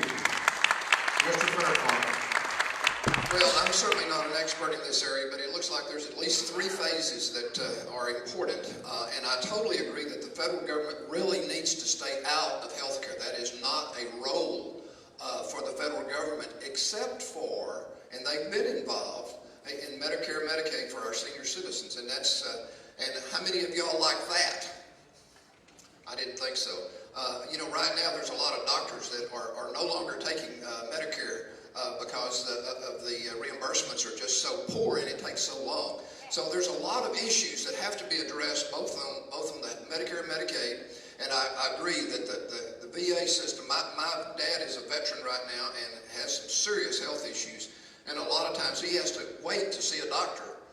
And so it is a shame the way we are treating our veterans right now. And I hope if I go to Congress that we can start addressing that and certainly taking care of the veterans that have fought for us. And then also I think we have got to repeal Obamacare. I do know, just visiting with Mike, that the Republicans have proposed a replacement. But once again, you have to ask yourself, is that really the role of government? And I really think that that is for the private industry. I believe in competition. I believe a lot of the major insurance companies are too large, and they need to be broken down into smaller agencies and smaller insurance companies. And so there's a lot of issues that have to be handled, and it's a really difficult issue. But once again, I think Congress has to step up, and we need to elect people that will basically address these and take some decisive action.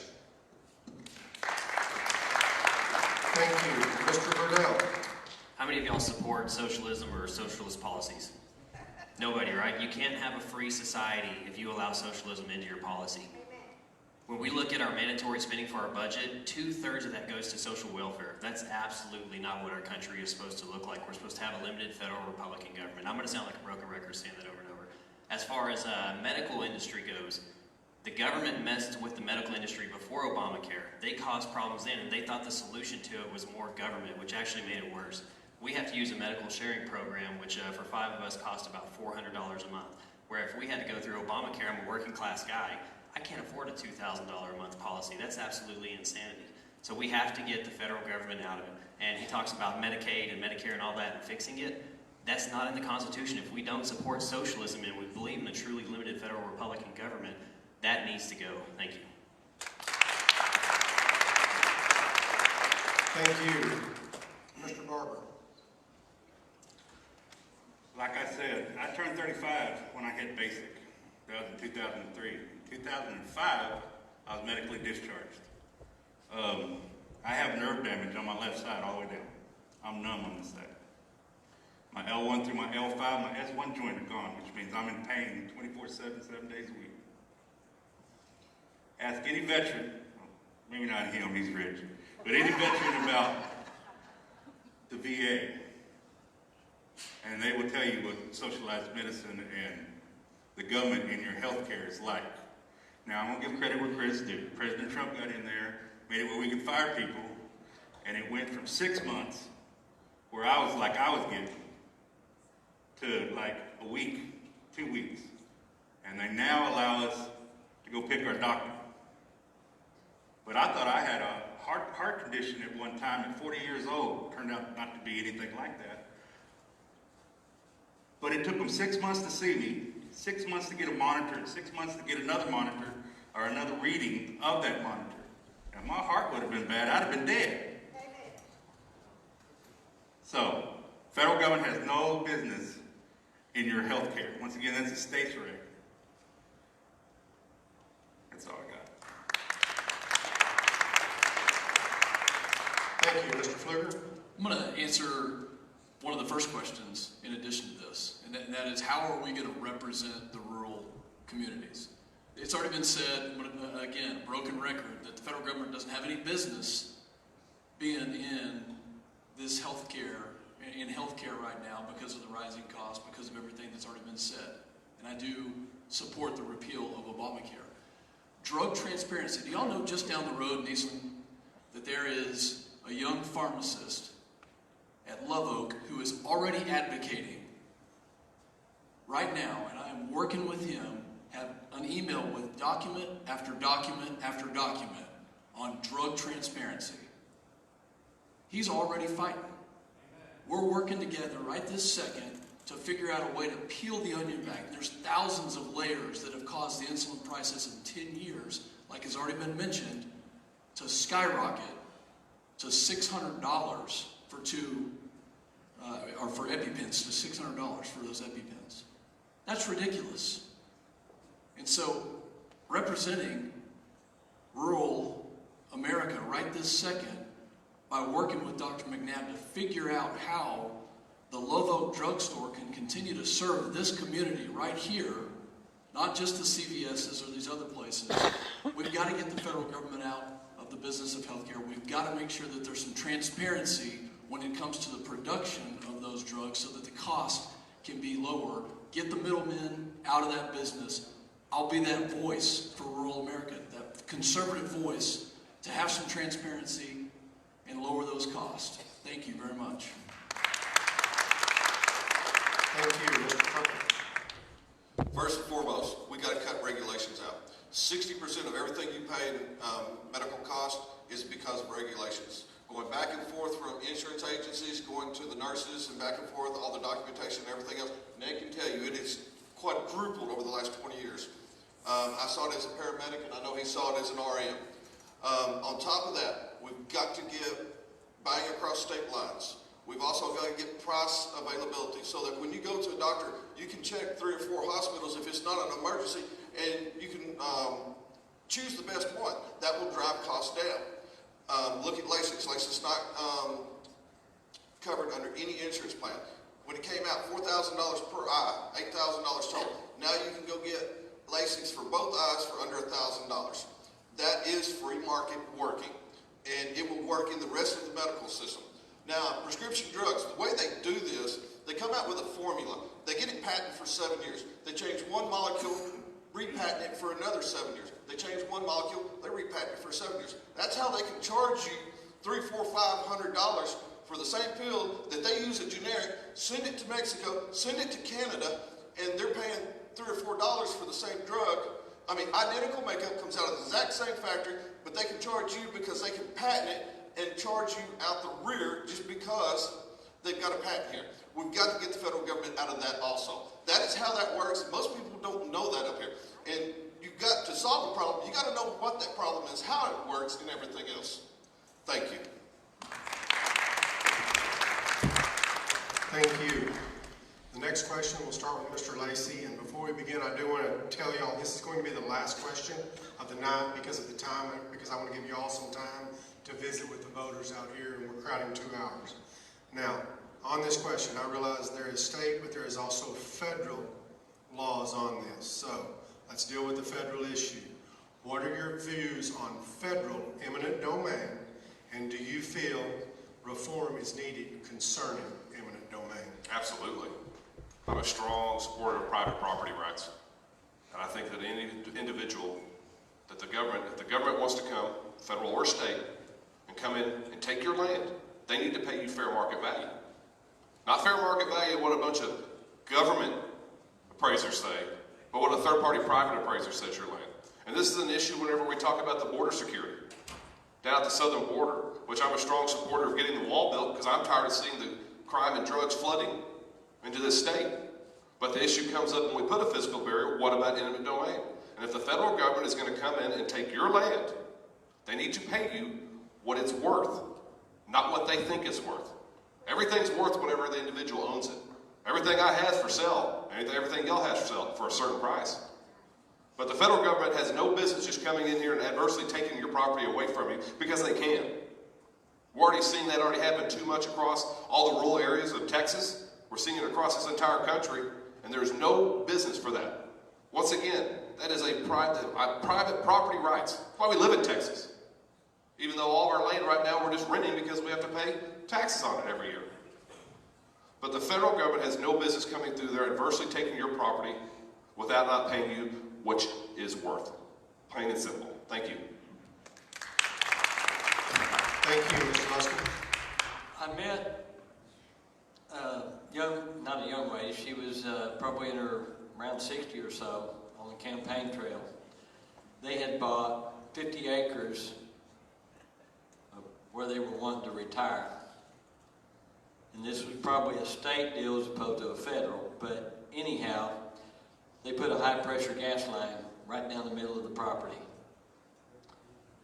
And the money that they were given for this piece of property, the damage and all, was not going to be able to buy anything close to what they thought they were going to retire on. So eminent domain is a problem, and I'll have to agree with Mr. Lacey here that there has to be a way to where they can actually get replacement for what it is they lost, either in money or another piece of property. Many times, eminent domain is not necessarily for the public good, but a private business will come in and take a piece of property, and it's in those situations that shouldn't happen at all. Eminent domain is a huge problem, and the federal government has got to be able to limit that as much as possible, but at the same time, if the property has to be taken, fair market price needs to be given to the property owner. Thank you. Mr. Murray? I would totally, completely disagree with that. And the reason I say this is because private property rights, to be a citizen of the United States, the number one thing is to own a piece of the United States. And that was the whole intent That's why we had Manifest Destiny. We kept extending out so everyone could own a piece of it. It's changed now, and not everyone can own a piece because it's too expensive. Then you got private property rights. You go to retire. You hit Social Security age. You can't afford to live in your own home that you already bought and paid for. So I'm the only candidate up here with a solution to that. On my webpage, I have a tab about how to eliminate private property taxes legally through the federal government. Please read it. It can happen. Now let's talk about eminent domain. What do we do with eminent domain? You don't get your private property. Who determines that value? That's a joke. What needs to happen, it needs to be double the value or triple. And the reason for that is because when the government's going to set what that property right is, they're going to pay you as little as possible.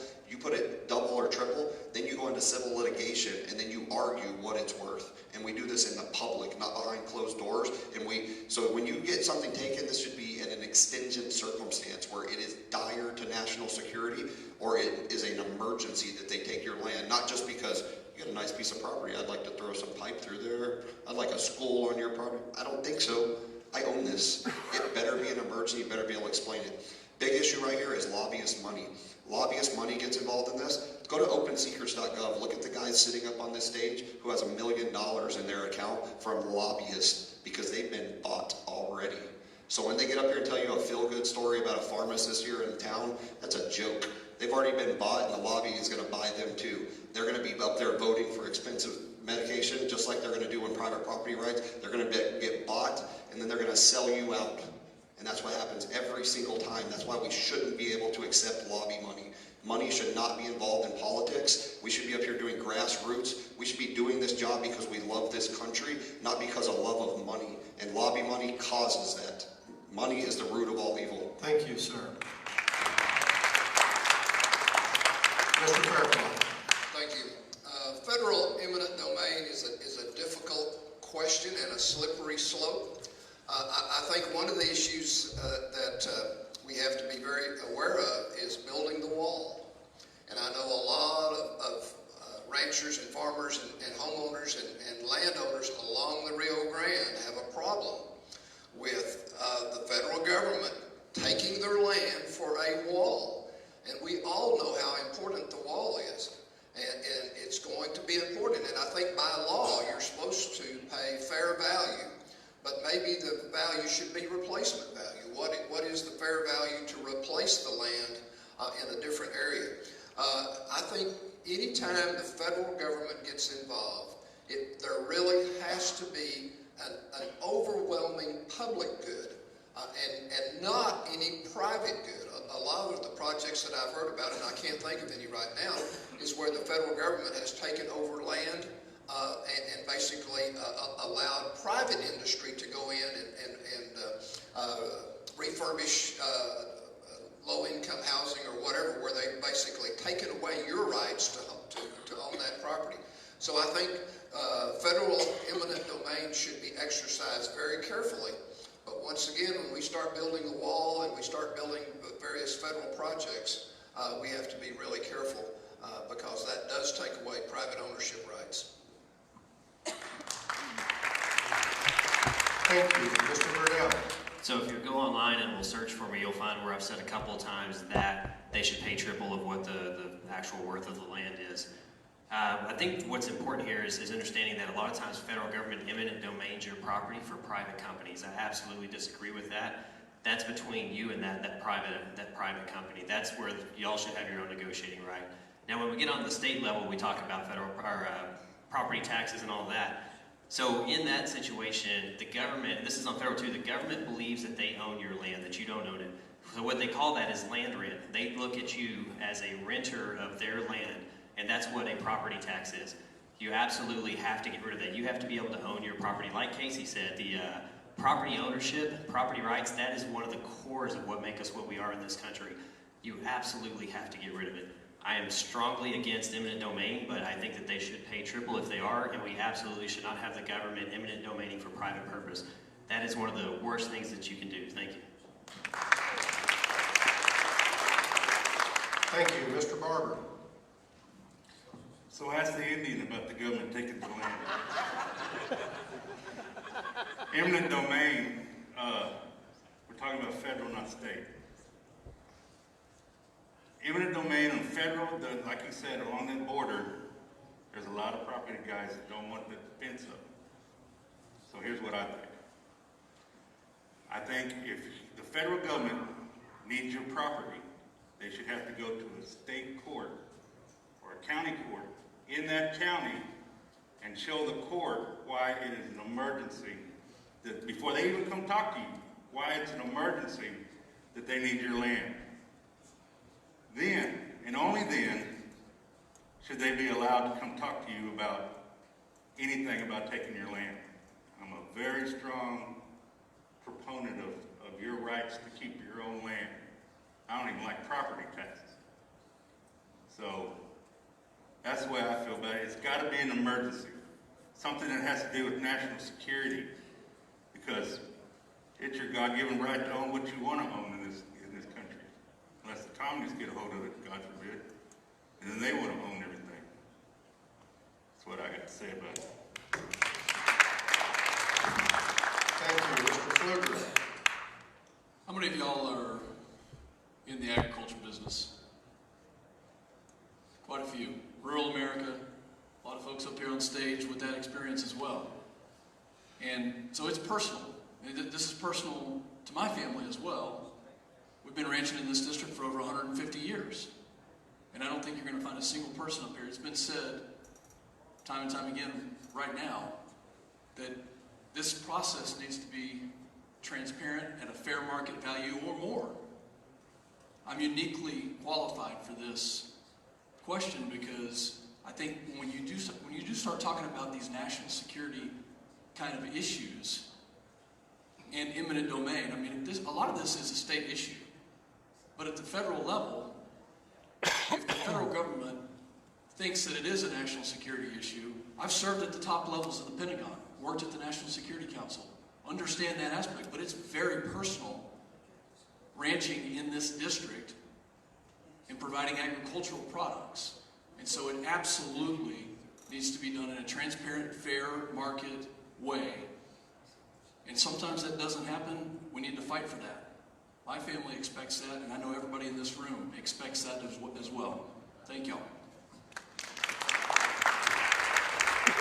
Thank you, Mr. Tucker.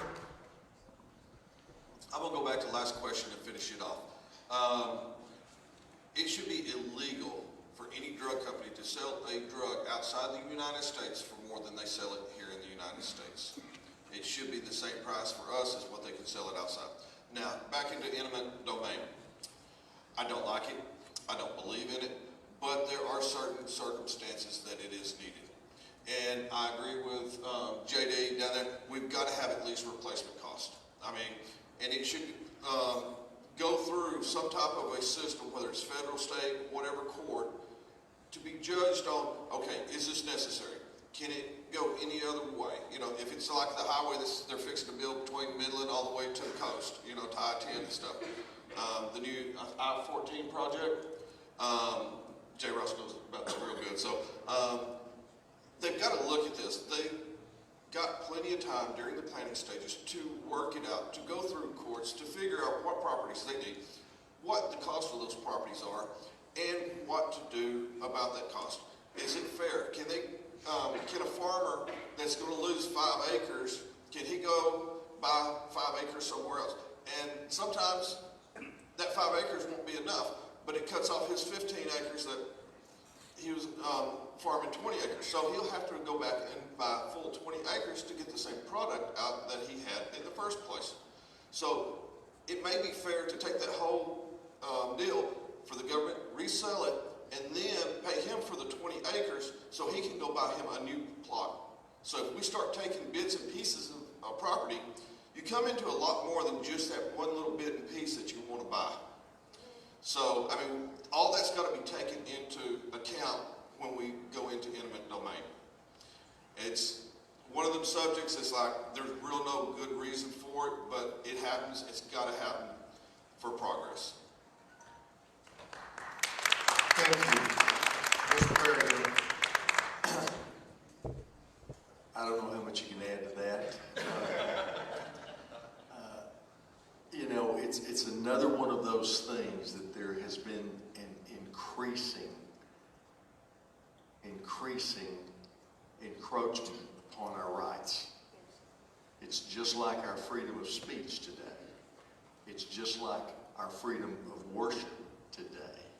It's just like their intentional endeavorment to take our guns.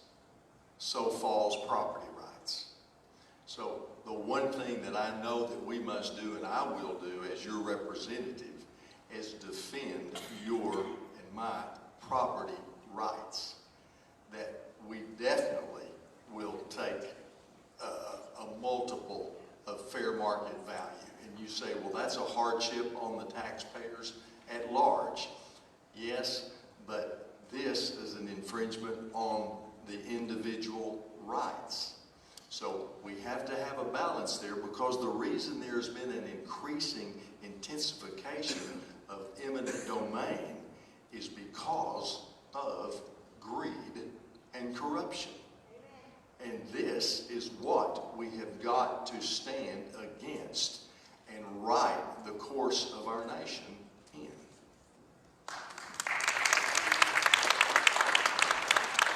Thank you. We will now conclude with a 1-minute closing remark from each candidate, starting with Mr. Luscombe.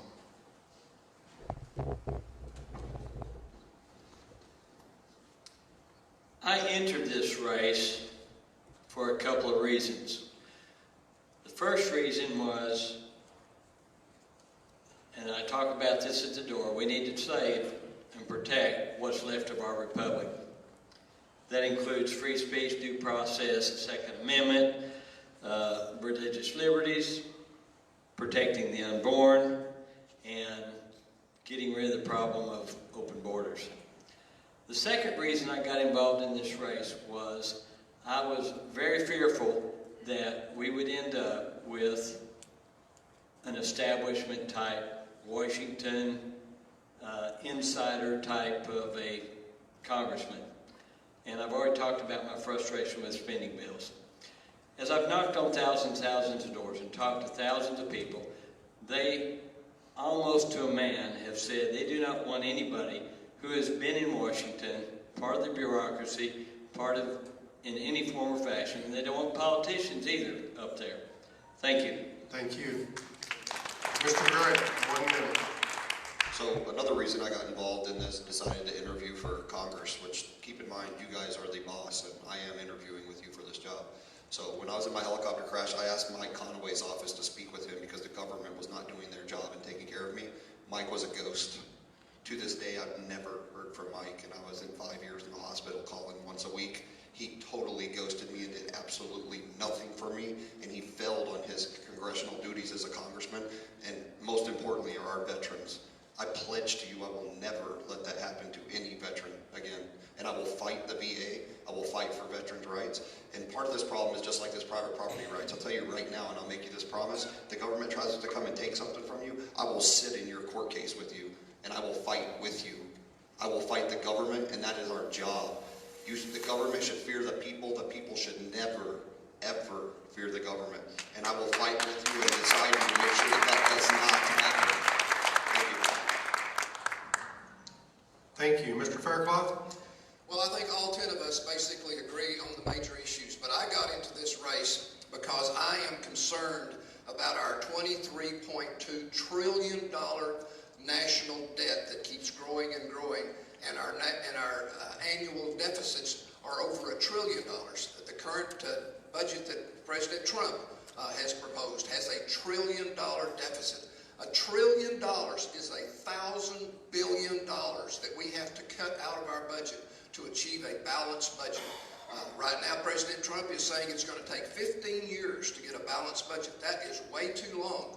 Right now, we cannot afford to have a $50 trillion national debt in 15 years. We are leaving a terrible legacy for our children and grandchildren. Right now, in the last 12 years, we've doubled our national debt. Our national debt now exceeds our entire national domestic product. That means if we sold everything we produced, we would not have the ability to pay off our national debt. Thank you. So my name is Wes Riddell, and I'm asking you for your vote, your support, and I appreciate that. I got into this race because I hate socialism, and I watched our congressmen vote for socialist policies over and over. absolutely infuriates me, and that's why I'm here today. I knew 11 years ago when I first saw him vote for the bailout that I disagreed with. I'm a free market guy. I knew that there was a problem, and watching his voting record, that's why I'm here right now. My wife and I, what frustrates me, we know that people are going to try to meddle in this race. We've been offered to have people help us with our campaign, and whenever we look into the companies, they're they help Democrats. Like, we refuse to do that. So my wife and I have done that on our own with the help of grassroots supporters. We have Democrats trying to funnel money into this race right now. We absolutely have to fight against that. I believe in what I'm fighting for, and I believe in what you guys believe in also. I appreciate everything. I'm a working class guy. I'm a statesman. I'm not a politician. I will go to Washington to fight for you guys. I absolutely believe that we have Republicans that are not real Republicans.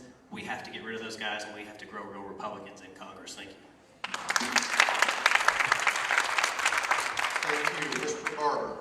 First of all, let me apologize to Casey down there. I never heard that story, and that's a damn shame. And if I'd have been your congressman, I'd have damn sure been there with you, brother, let me tell you. Because I'm with him. I wouldn't have let that no veteran been doing that. If they called me, I'd have been there. Because my veterans are my brothers and sisters.